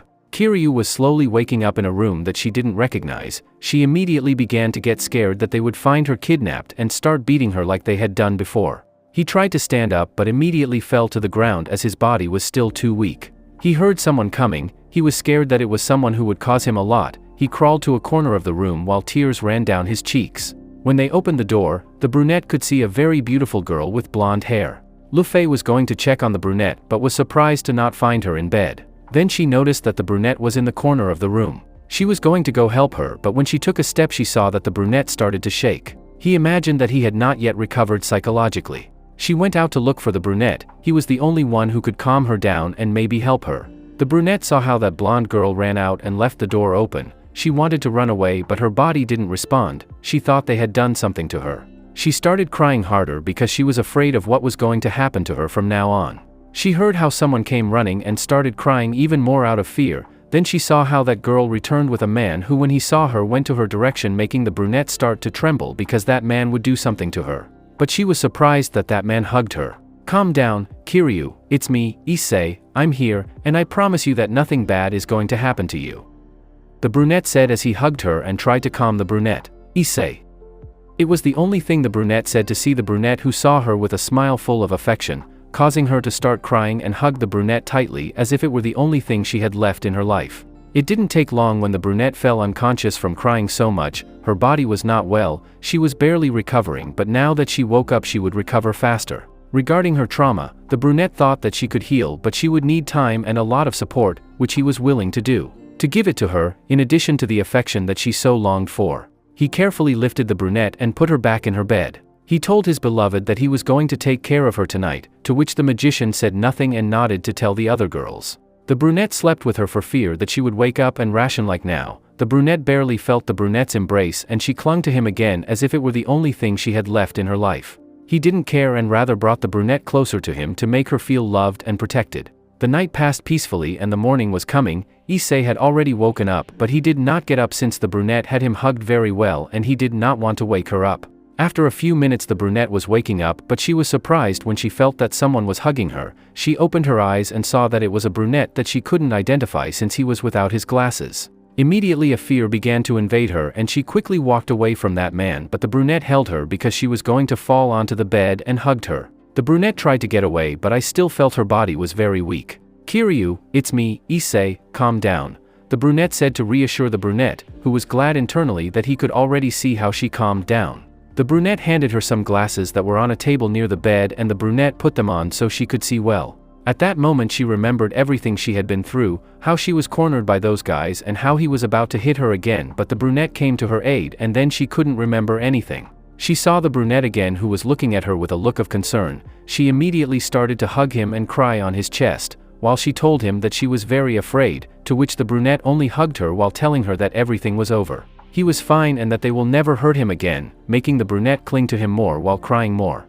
After a few minutes later, where the brunette was calmer, she again saw the place she was in. It was a very large but also very beautiful room, plus she was lying on a fairly large bed. "Hayadu, what is this place?" the brunette asked, looking at the large room again. "Well, this is my house and here is my room," the brunette answered, greatly surprising the brunette for having such a big room. "Come on, I imagine you have it open, let's go down to have breakfast. Plus, you've been sleeping for almost a week. You need to eat so you can get better faster," said the brunette with an outstretched hand and a smile. "Now that you mention it, because I feel so weak, and why am I wearing this?" the brunette said, pointing to her clothes since she had Luffy pajamas that fit perfectly. "The thing about the pajamas, don't worry, I won't change it. It was my wife and my fiancé, along with my girlfriends, who helped you change and the pajamas belong to my wife," said the brunette as if it were nothing. "Well, that's because your body when I found you was very damaged. I spent almost 5 days helping you recover with magic and senjutsu, that's why your body feels weak because your mind is completely healed. The only thing you need is something to eat and a little rest to recover energies," the brunette said, greatly surprising the brunette, who immediately checked her body and was even more surprised to know that she no longer had the bruises or marks on her. In addition to the fact that now she no longer felt sick, she just didn't have the strength. A few tears began to run down her cheeks again as she remembered everything that had happened to her, but then she was surprised to see how the brunette hugged her, bringing her closer to him. "You don't have to worry anymore, now I'm here and nothing and no one is going to hurt you again, that's what I swear," he said in the ear of the brunette, who, upon hearing him, began to shed a few tears, but was now happy to know that now I wasn't going to be alone. "Come on, let's introduce you to the girls," the brunette said as he stood up and stretched out his hand again for the brunette to take it. I hesitate a little but then I take it. The brunette picks her up like a princess and takes her out of the room. The brunette was totally upset because of how the brunette carried her. But her attention went around her as she marveled at how beautiful her friend's house is. "Hayadu, seriously, this is your house?" the brunette asked with doubt since it was a fairly large house but not so exaggerated because it was very beautiful. He, I know it's hard to believe, but if this is my house, I live here with my wife, my fiancé, and my 3 girlfriends, although I have another one but she doesn't live here," the brunette answered with a funny smile when he saw the brunette's face. "Remember that I am very influential in the supernatural world," said the brunette, to which the brunette now understood everything. "By the way, that's what happened to you. I didn't believe that you had really died, but when I asked about you they stayed silent or told me that you had died. No one really told me what happened," the brunette asked with great doubt and curiosity. "Well, to summarize, I was trapped in a dimension until I was able to get out, but when I got out I realized that 10 had already passed. Well, at least that's the short version. I'll tell you the long version at another time," said the brunette with a smile as they arrived at the dining room. The brunette nodded with satisfaction because although the explanation was brief, she finally understood something about what had happened to her. "I only hope that one day I will tell her everything in detail." The pair of brown hair arrived while eating, although Kiryu was red with embarrassment because of how Issei carried her. When they entered, the brunette was surprised to see 5 beautiful women.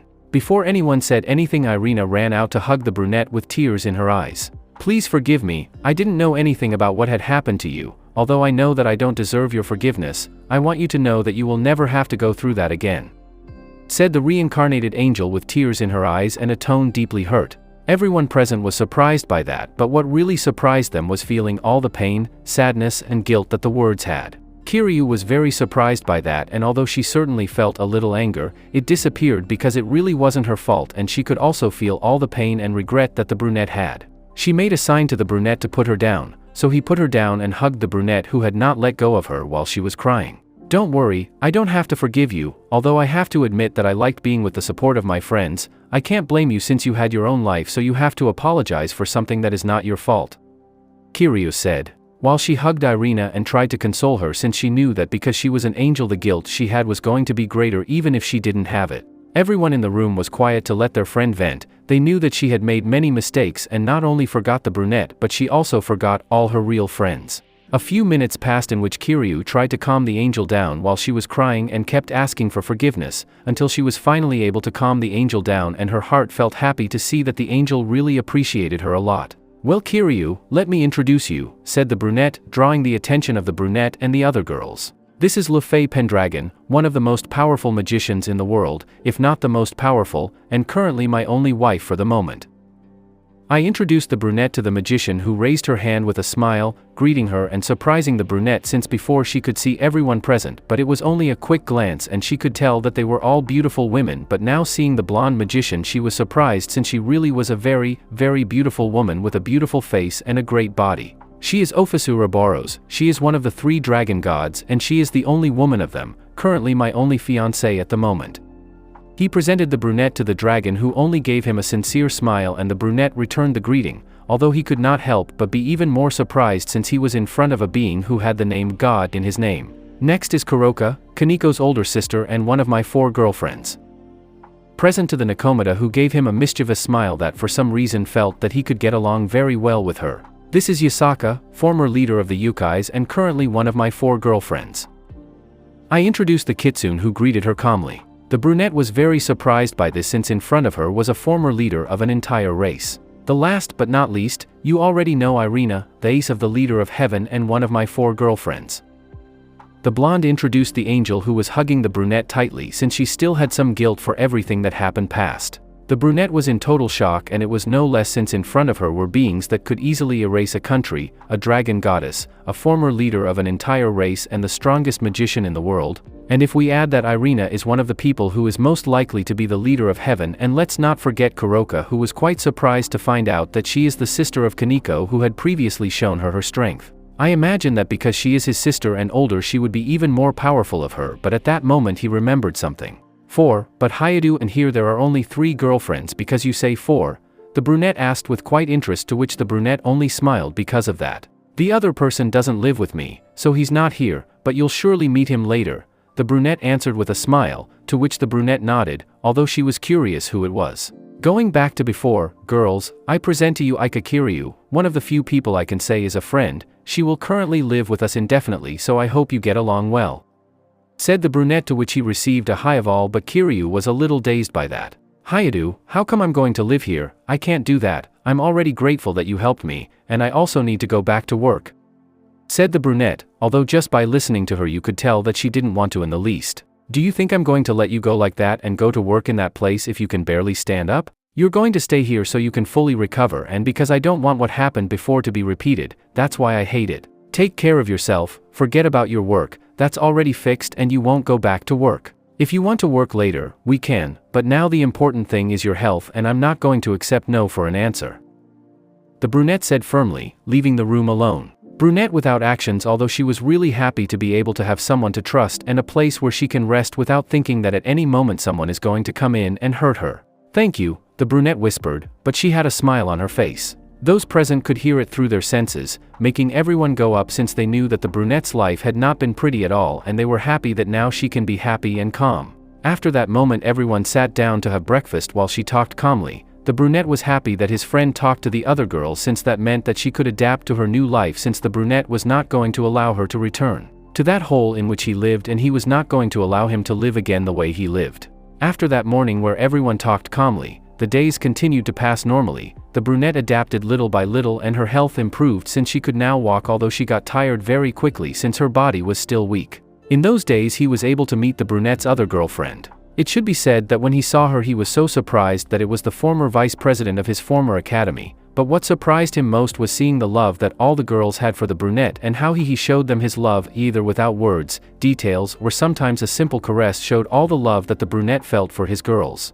When she saw them it didn't affect her in the slightest, but as time went by she felt a little jealous, not having the brunette but rather that they have a man who loves them so much. During that time the brunette went to the brunette's house, or rather apartment, although it only had a bed and a few clothes. When the brunette saw that it hurt him a lot, but mainly he got angry, and after a few minutes of calming down he picked up everything that was valuable and took the clothes and left everything else, since the brunette had planned to buy him new clothes and not just one, where it is all worn out, although at first the brunette refused. With the help of the girls they convinced her. During this time, the brunette had experienced the best days of her life, since not only did she have a place that she managed to call home where she felt comfortable and safe, but she also became good friends with the other girls, where she felt very happy that she finally has people she could call friends. Above the house, the brunette gave her an unoccupied room where she felt uncomfortable at first since it was very beautiful, large and too comfortable, but after a few days she was able to get used to it. At that time she met Valley and his wives, where they came to train with the brunette since he was their teacher, something that greatly surprised the brunette.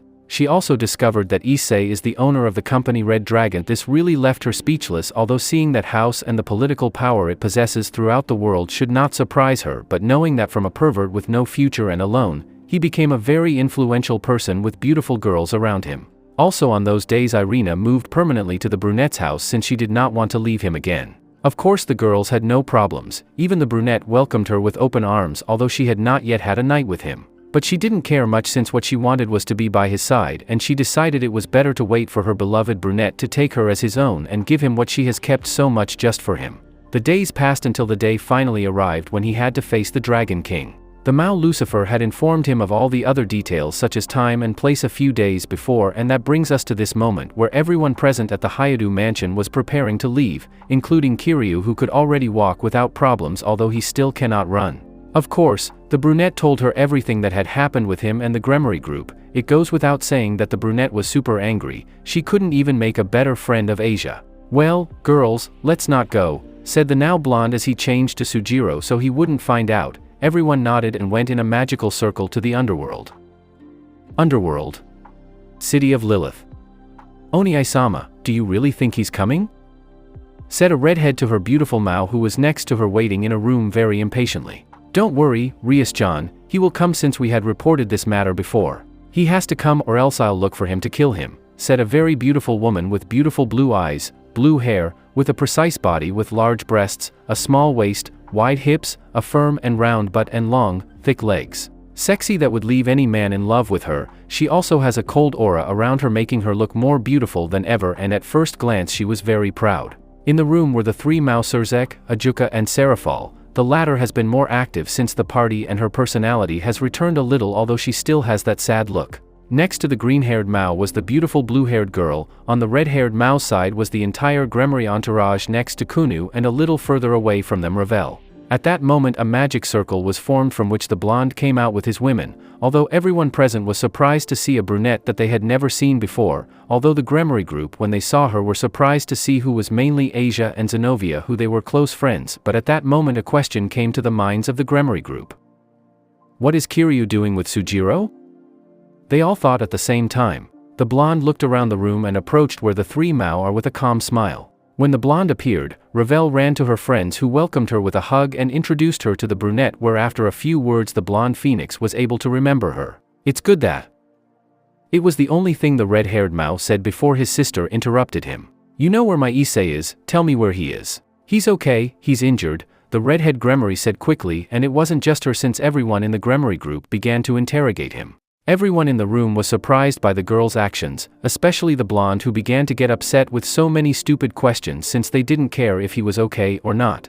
The blonde let out his aura, letting it sit throughout the room and silencing the Gremory group and leaving a certain blue-haired girl surprised by the powerful aura that was full of authority and power. For some reason when she felt that aura the blue-haired girl couldn't avoiding licking his lips while Senior formed a smile on his face. The blonde looked at the girls from the Gremory group again with a cold and angry look, causing them to take a step back when they saw him, while a chill passed down their back and their legs began to fail. He didn't hate them, he really didn't even behave to them, but the fact that they started asking about him as if nothing had happened made him very angry, and that they called him Issei, that was what angered him the most.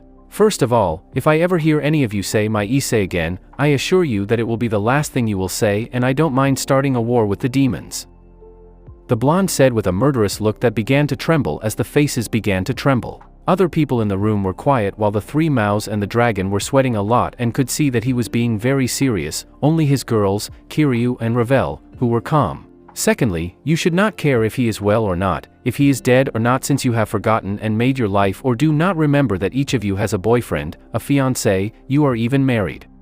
He came back, the blonde said, to which the girls, upon hearing him, lowered their gaze upon hearing that truth. "Note, when I say Gremory group, Ross is not included. Now get out of my way," the blonde said coldly, making everyone run since they wouldn't let him talk to the red-haired Mao. "Well, Surzek, here I am as we agreed, Ajuka, Serafal," the blonde greeted the three Maos while he turned to look at the blue-haired Mao who was next to the green-haired Mao. "You must be Tiamat, the strongest dragon king, known as the Dragon of Karma and Chaos. It is a pleasure to meet you, my name is Sujiro Pendragon." The blonde introduced himself calmly while the blue-haired girl returned to her serious and cold manner. "You are the person who is a candidate for Dragon God," The blue-haired girl asked directly. Everyone present was quiet, listening to the conversation since she was very curious if it was really him. Although the pig-tailed Mao wanted to ask her about the brown one, she decided to wait, since he saw that it was not the best time. Exactly, I was nominated by one of the 3 dragon gods. The blonde answered calmly while he dodged a blow that the blue-haired girl sent him. At least you're not a weakling, he said coldly when he saw that one of his blows was easily dodged. But what the hell is wrong with him? If that blow had hit me, I would have been ordered to come back even if it hadn't hurt me much. The blonde said to himself. Don't be surprised, Tiamat has a very impulsive and aggressive character. If you are not someone close to her, always be on guard in front of her. Drake warned the blonde that he took his warning very seriously. Tiamat, please don't fight here, that's why we had that confrontation, the green-haired Mao said to the blue-haired girl, who calmed down since it was true. I hope you are bothered by that. Asked the red-haired Mao, hoping to calm the atmosphere since before with his sister they made the blonde angry, and now with that attack he no longer knew if he was right in making this fight since he could sense that the blonde was stronger in some way, and that had him nervous since he didn't want him as an enemy but as an ally. Don't worry, I won't be bothered, the blonde answered calmly, to which the Maos breathed because of that. Well, returning to the main topic, the fight will take place here in Lilith Stadium in 3 hours. In the meantime you can do whatever you like, plus it will be a public fight. The redhead informed calmly while the blonde nodded for the information. Very well, then if you'll excuse me, I'll see you in 3 hours, the blonde said as he walked to where his girls were. Ravel, would you like to accompany us? Asked the blonde, to which the blonde phoenix nodded immediately. After that she created a magic circle and left the place, leaving everyone breathing a sigh of relief. Rias would ask you not to do that, and so would you. I understand your concern for Issei. I am also worried about him, but you have to know when to speak and when to shut up. The Mao scolded the Gremory group who, although he adored his sister, thought that this time it happened. 15. The Gremory group lowered their heads in regret and shame, although they felt a shudder when they remembered those eyes. Besides, Rias, what he said was right, you already made your life, even you already got married. The red-haired Mao said again seriously, since even though he adores his sister, Sela has to know that she is no longer a girl and she has to behave properly. After that small meeting, the blonde and his girls only walked around the city until the time of the fight arrived. When they were heading to the stadium, they ran into the Citri group. Queen Citri immediately went to greet her boyfriend, who received him with a kiss, to which she happily received him. It's good to see that you feel well, Tsuchan. The blonde said, and then gave his girlfriend another kiss that she received. It's good to see you again, Sona-san. The blonde said now to the Citri heiress, who felt a little uncomfortable since she still had not resolved what she felt for the blonde. It's still good to see again, it had been a while, said the Citri heiress with a slight smile. She always liked being in the presence of the blonde since for some reason his aura calmed her. The blonde greeted the entire Citri group, to which they returned the greeting, although a certain blonde pawn was rude. The two groups continued on their way together and both went towards the stadium, although not just them since the fight was public, many people went to see it. Along the way, the blonde earned the gaze of many people, whether the men saw him with jealousy and the women with lust. But the blonde didn't care about them since he was talking to the Citri heiress, who was on one side while the other side was hugging Queen Citri, and her girls didn't care since she was the one who spent the least time with the blonde. When they arrived, everyone was divided since the blonde's girls had a reserved place, as did the Citri group, although Queen Citri left with her lover. With 3 hours gone by, the fight was going to start. The blonde and the blue-haired girl were already in the center of the field. The spectators were already gathered. Among them there were demons, dragons, fallen ones, some yukais. There were even one or another angel watching the fight. In one of the private rooms were the leaders of the alliance, the 4 Maos, although surprisingly the Mao Asmodeus was awake. Also in the room was Michael Azazel, Odin, and Yasaka as a representative of his daughter, who was not yet ready for situations like this since she was still afraid of being with the other leaders. This is going to be very interesting. That brat gives off a great aura of pure power, commented the Nordic god while rubbing his beard and looking at the blonde very analytically. Yes, I can also see that he is hiding all his strength, said the leader of heaven while analyzing the blonde. Who do you think will win? The fallen man asked with great interest since he could not see the result of the fight. It is not known, the fight may be close. The red-haired Mao is happy. Sujiro is going to win, the kitsune commented, earning everyone's gaze. Because you say so, Yasaka, the green-haired Mao asked, very curious since he knew the blue-haired girl's strength. He has already passed the level of a Dragon King for a long time. For some reason he is a candidate for Dragon God since both Ophis and Great Red know his strength, that is why they take him as one of them. Yasaka answered with a calm but surprising smile. to everyone for that. But even so he is going to fight seriously since he knows what she is like, but even so they will see a big fight. Kitsune finished saying, to which everyone remained silent and prepared to watch the fight. In the center of the stadium were two people staring at each other. I hope you don't hold back, the female Dragon King said seriously. Don't worry, I wasn't planning to do it, the blonde said calmly. While Graphia presented the match, the two combatants prepared to fight. When Vala said start, the two rushed at each other at high speed. When they were in front of the other they launched a blow that when they collided they created a large wave. In front of the other they launched a blow that when they collided they created a large shock wave. But the blonde immediately attacked again, giving her a strong kick in the ribs. The blue-haired girl goes to counterattack with a kick, but the blonde blocks it and hits her with a blow that makes her retreat a little. The blue-haired girl was surprised by the tremendous strength that the blonde has, and not only that, since she saw that he is quite fast. She attacked again, but this time seriously and with all her strength, since the blonde was not holding back, although she had a smile on her face when she saw that he did not underestimate her.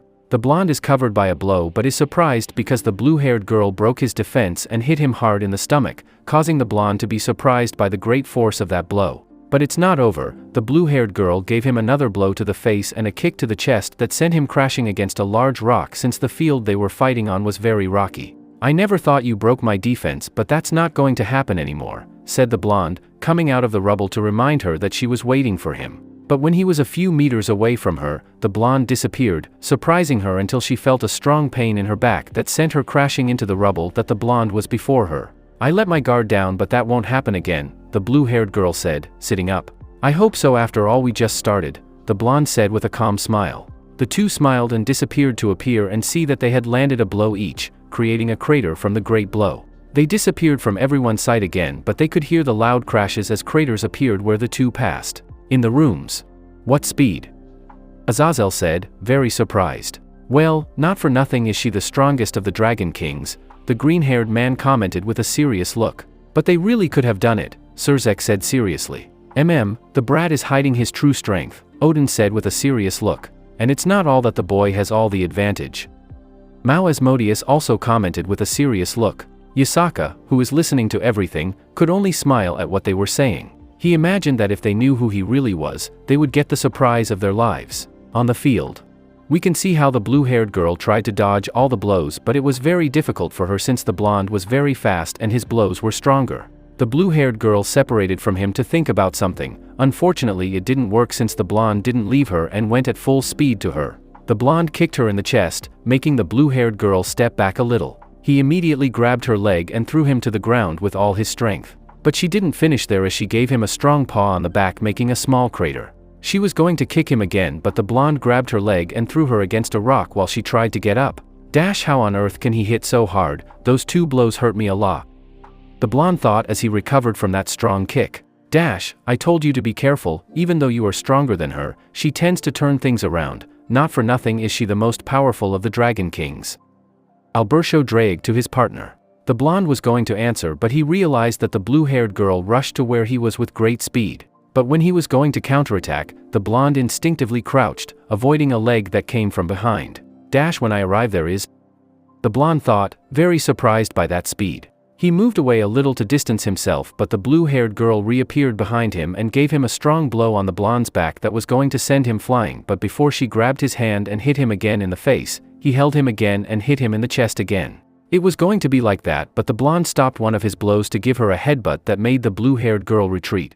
Once loose, he gave it a hook that raised it. The blonde jumped and gave it an axe kick so that it was thrown downwards and created a large crater when it hit the ground. The blonde moved at high speed to kick him, but the blue-haired girl dodged it to kick the blonde in the chest, but when he was going to hit him, he sent a blow and the two collided, creating a big wave of shock. This blow sends a blow and the two collide, creating a large wave of wind, and they continued like this, creating several waves of wind.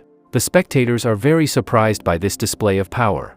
Everyone was covered by the wind waves that the two created. In the leader's room, no one said anything since even they had difficulty if he faced Tiamat. I feel the case of the four Maos, Michael, Azazel and Yasaka, since Odin did not clear Surzek and Ajuka without unleashing their true powers. The blonde girl's room. Looks like Tiamat has been training lately. Ophis commented calmly. How surprising, Tiamat-sama is really very strong. The magician commented with surprise. Not for nothing is she one of the most powerful of the Dragon Kings, Naya, said the Nikomata, also very surprised. Revel were speechless at the high level of the fight. While Kiryu could barely see anything, but he could understand that this fight was surprising. "They're not wrong," Opha said, watching the blue-haired girl fighting with her blonde. "What do you mean, Naya?" The Nikomata asked the dragon because of what she said before about her, and not just her, since the others saw her interested. Tiamat is no longer at the level of a dragon king, but rather she is almost at the level of a celestial dragon. The dragon answered seriously, surprising everyone in the room, although she did not take her eyes off the blue-haired girl since she could imagine how things would end. It seems that these 10 years Tiamat did not waste time. The dragon finished saying seriously, surprising the girls even more, and the most powerful being could not have weak women.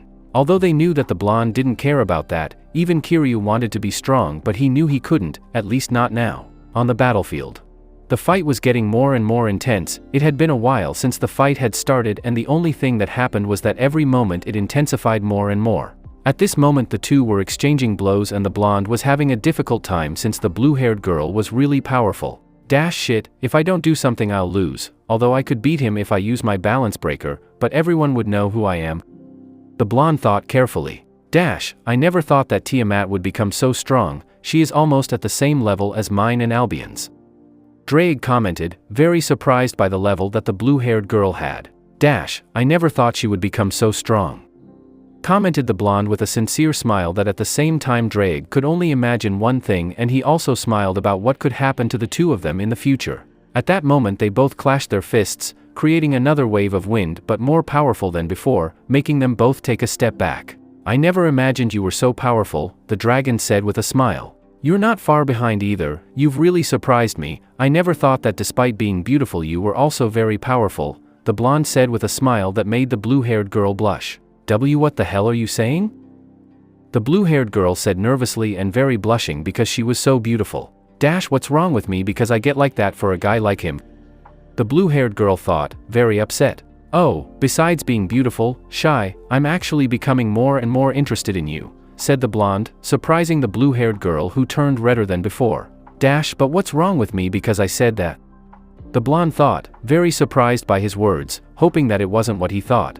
He stopped thinking about that and attacked the blue-haired girl again, causing her to also attack him. In the blonde girl's room? Everyone is amazed by the blonde's words, since he was not like that. "As I thought," the dragon said into the air after listening to that conversation. They all saw her again to explain the reason for that behavior and that talk. "Dragons are warm-blooded beings. We look for a partner who is stronger than us females. In the case of males, who is strong, quite strong, those are our instincts. Sujiro is a pure dragon and his instincts are very developed. Tiamat is a pure dragon who also has very developed instincts," said the dragon, checking to see if the other girls understood the reference. "That means that they are both attracted to each other?" asked the magician, very interested in that point since, being part dragon, she had studied about it.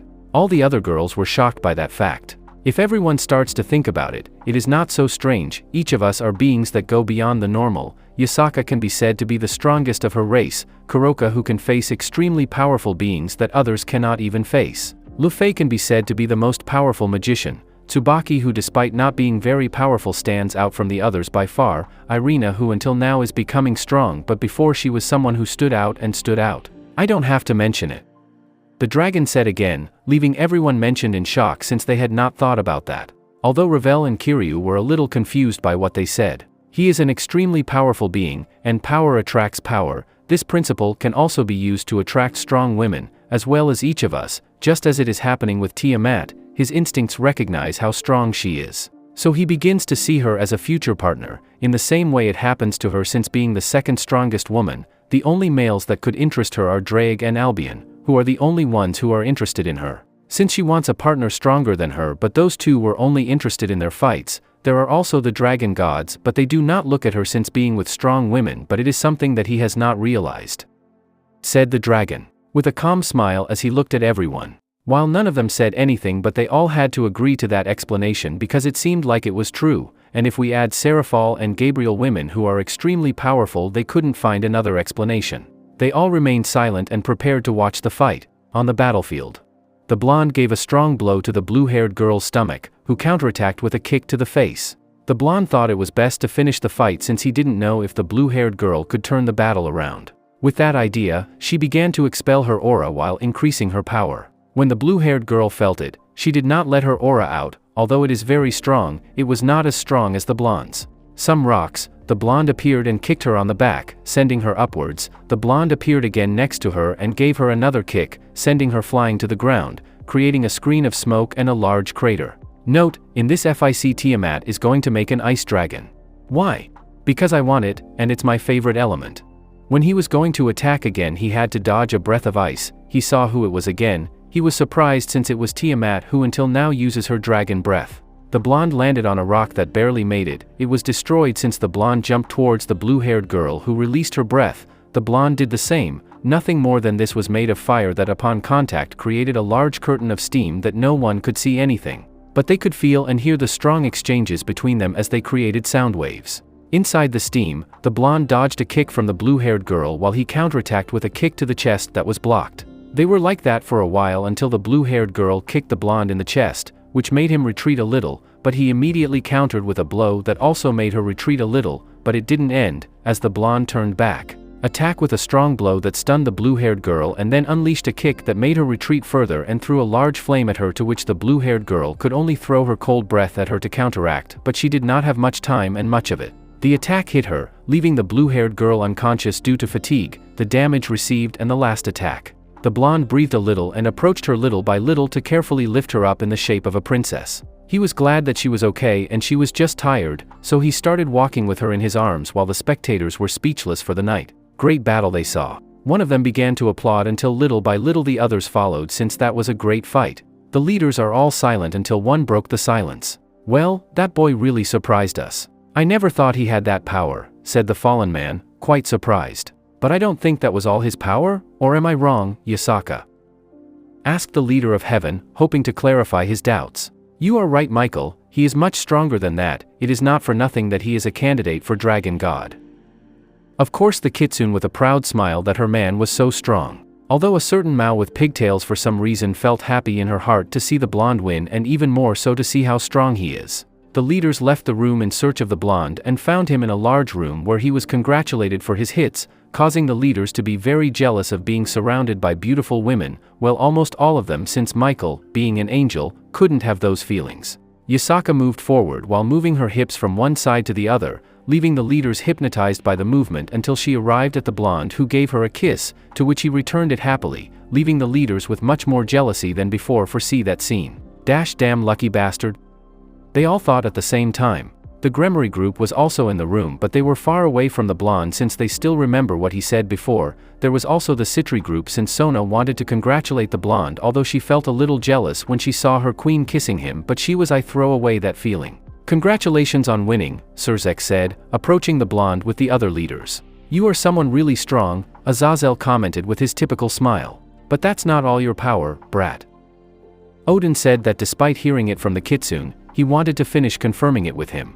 "Exactly, that is not all my power, and if you ask how powerful I am, I prefer to keep it to myself," the blonde answered calmly, anticipating the question he was going to ask. "Ha ha ha ha, I like you, brat," old Odin said with a smile. After talking for a few more minutes with the leaders and after having a small talk with Sona, who at that moment Seraphal was staring at them, the blonde left with his girls, but not before leaving Ravel at her house, although all the while the blonde realized that the Gremory group wanted to say something, but he always ignored them since he already knew what they were going to ask, and although he doesn't love them if it bothered him that they were like that, as if everything would be normal when he appeared again.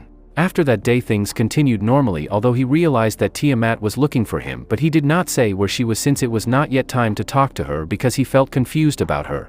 Also at this time the brunette had recovered, and the brunette continued to let her stay at his house since he did not want the same thing to happen to her. Plus lately he really liked her company, and he had to admit she was someone really beautiful. Her body, despite not having much, made her look very beautiful and sexy. Along with her brown hair and her beautiful eyes, one could not deny that she had a beautiful face, and the brunette already missed her way of being since her perverted suggestions and comments making both Lefay and Irina blush at what was said. Even Tsubaki was not saved since despite having intimacy with the blonde, the brunette's suggestions made the three girls blush even more. Irina, who had not yet had intimacy, and more than once she fainted completely red. But the brunette also took revenge on the brunette since sometimes he played along with her, making her cornered more than once, making her blush furiously, and she had never had contact with the other gender.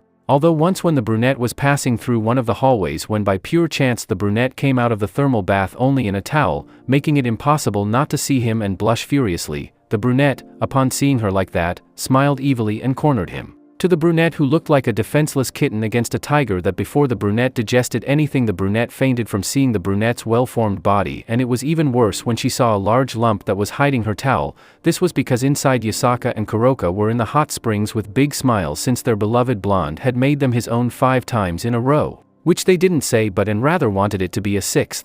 That way, time passed peacefully for the blonde and his girls following their duties, although Kuroka and Office had told him that Ross was acting very strange lately. That worried the brunette a lot since seeing the silver-haired girl again was a given. She says that what she felt was love for her but he was not going to do anything and she only wanted her to be happy with her husband. A pain ran through her when she remembered that she had a husband but she did not say or do anything since it was her fault for being so. He was slow and didn't clarify what he felt before, but knowing that his mind was acting strange lately, that worried him. Also at that time he realized that Tiamat was still looking for him. He gave up since in the end he did feel attracted to her, and after a chat with the girls and mainly with Office he decided to wait to reveal his identity to see how act. Issei at that time continued his work with his company. He also went to see Sona to see how everyone was doing and talked to her a little since lately he started to have feelings for her, but he kept it to himself and waited to clarify that to see if was it love or just affection, although in one of their conversations the heiress Citri mentioned that his sister was asking about him. That surprised him a lot, but he felt bad not being able to tell her about who he really was, but he promised himself that once it is revealed that he would do anything to make the pigtailed Mao happy. In this way, 2 months had already passed since that fight and the brunette had become very close to the brunette. At this moment he was in the living room spending time with Office, who was lying on his chest, letting the brunette caress her hair while he let himself be pampered by the most important person in his life and the only one he loves. On one side was Yasaka, who was lying next to her lover while he caressed her beautiful hair and her kitsune ears, making her feel extremely happy from the touch since she could feel all the love and affection that her lover had for her, who allows himself to be pampered while enjoying the tranquility and love that the only person he loves gives him. A few minutes passed like this until Lufei appeared in a magic circle with something in her hand. "Issei-sama, we have problems," the magician said in a hurry. Yasaka opened her eyes and Office did not move but paid attention to what would happen. The magician hands her the envelope and when she opened it she couldn't help but frown while Yasaka and Office were surprised by that since what she had in her hand was nothing more and nothing less an invitation to the wedding of the heir Barbados and the 4th daughter of the Phoenix house. "It seems that Lady Phoenix did not take my advice," the brunette said with a slight anger in his tone. "Issei, what are we going to do?" The kitsune asked, a little worried about the blonde Phoenix since despite everything she is one of the people who most longed for and loved her Issei. "Don't worry, Yasa-chan, everything will turn out fine. I just have to go to the demonic council and finish arranging some documents. Once they are finished and signed by those old men, not even the Bible God himself can keep her away from me," said the brunette, with a smile to which the girls calmed down and they knew very well what their loved one was like. "Fei-chan, stay with Ravel and calm her down. I imagine she's going to be very upset by this news. If you can, take Irina to help you," the blonde asked, to which Mega nodded and went to look for the angel. "Do you think everything will turn out well?" the kitsune asked, a little worried. "Don't worry, Yasa-chan, everything is going to be fine," the brunette told her as he caressed her head again, making her calm down again. "If not, then we just arrive and take it by force. It's not like anyone can stop us," said the dragon, still lying on her lover's chest. The brunette smiled at what was mentioned and although he was right he wanted to leave that topic without problems, although if he can't he will just take it by force. The brunette kissed the dragon to which she happily returned the kiss. After that invitation, the blonde traveled several times to the underworld to talk about the topic of marriage, but he didn't have much progress so he thought that if they don't agree he will have to show them who he is and do it by force. When there was almost a week left until Ravel's wedding, something happened that was not planned. "Sekurudii." A quite serious voice was heard from a magic circle that caught the attention of everyone in the house. "What's happening, Shiva?" the brown-haired man said seriously as he noticed the god a little agitated, although when the brown-haired man said that name everyone present tensed up and were surprised to know who he was. "Ah appeared," the god said very quickly, surprising the brunette and confusing the girls. "Where was the only thing?" the brunette asked seriously. "In Romania he is attacking vampires, although I don't know why, but if he has already made a move it won't be good since he doesn't care if they discover him," the god said hurriedly. Elmenhild? The brunette thought, worrying about the only vampire who had feelings. "At this moment I'm heading there, I need you to go too," God finished saying seriously. "I'll arrive right away," was the only thing the brunette said seriously. Cutting off the communication, the brunette turned to his girls who were still confused. "Girls, stay here, I need to attend to something urgent," the brunette informed, creating a magic circle to leave without letting them say Nafa since time will be necessary. "Wait, Issei, what's happening?" the kitsune asked, stopping the brunette. "Indra appeared and is attacking Romania." When he said those words, everyone was shocked. Of course, Kiryu already knew everything since Issei told him why he had not shown himself before. "I immediately created a circle of communication." "Valley," said the brown one, communicating with Valley. "Issei." Valley heard himself say, a little surprised by his friend's serious tone.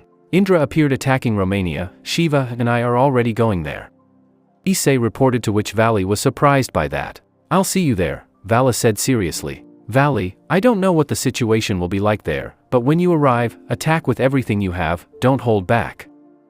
It was the last thing the brunette said to cut off communication and create a circle to leave. "Wait, Issei, we're going too," Ofa said seriously. She knew that this guy was extremely dangerous, especially if he has the powers of Trihexa. "We are not going to accept no for an answer, Issei-sama," the magician said with determination.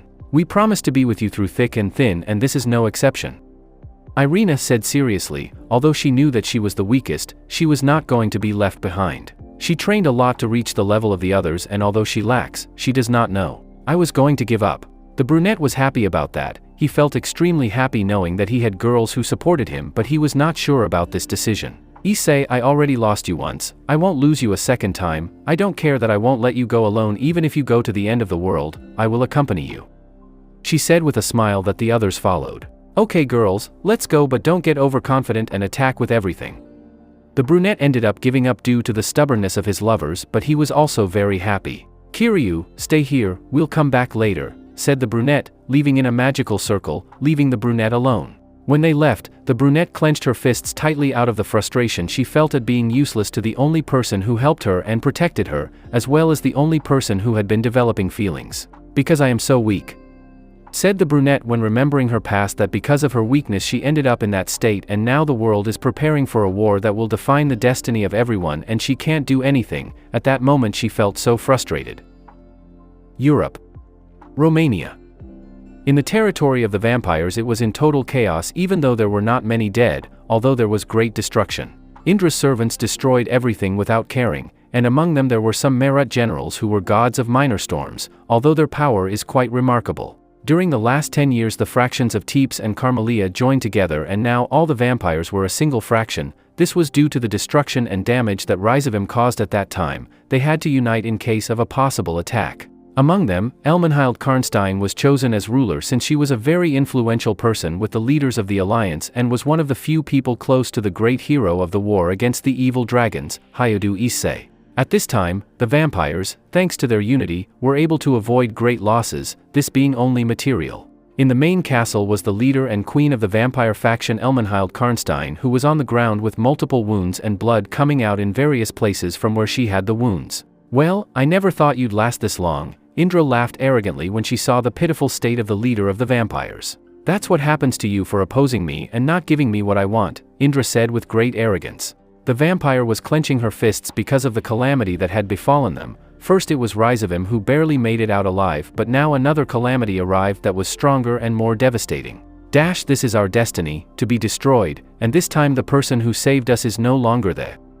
The vampire thought with great pain in her heart when she saw how that God was preparing a lightning bolt to end her life, her miserable life, since for her that was a miserable life because of everything that has happened to her loved ones. First it was Rizavim destroying my beloved homeland. Even though we survived, another misfortune happened to her life. The man, the only man she had fallen in love with, had left her to save her world from that dress, and everything was seen by her without being able to do anything, leaving her with a deep pain in her heart at not being able to see him anymore, and it was even worse since she couldn't even confess her feelings to him.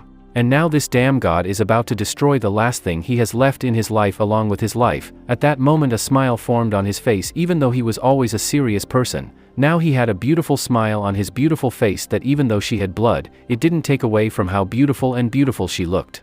At least I can meet you again in the future, and if not, at least I hope to meet you again in my other life to tell you what I could never tell you due to lack of curry." The vampire thought to herself with a smile on her face. Her face that anyone would be delighted to see. Indra charged his lightning bolt and threw it at the vampire, who simply stood there waiting for her inevitable death while she sawed her eyes and a tear ran down her cheek, and she remembered those words that she could never say to her. "I love you, Issei," the vampire whispered, happy to see the man who stole her heart known. The lightning charged at high speed and with great power towards the vampire, creating a large explosion upon impact. That's it, guys. Thanks for watching and supporting us. See you in the next part.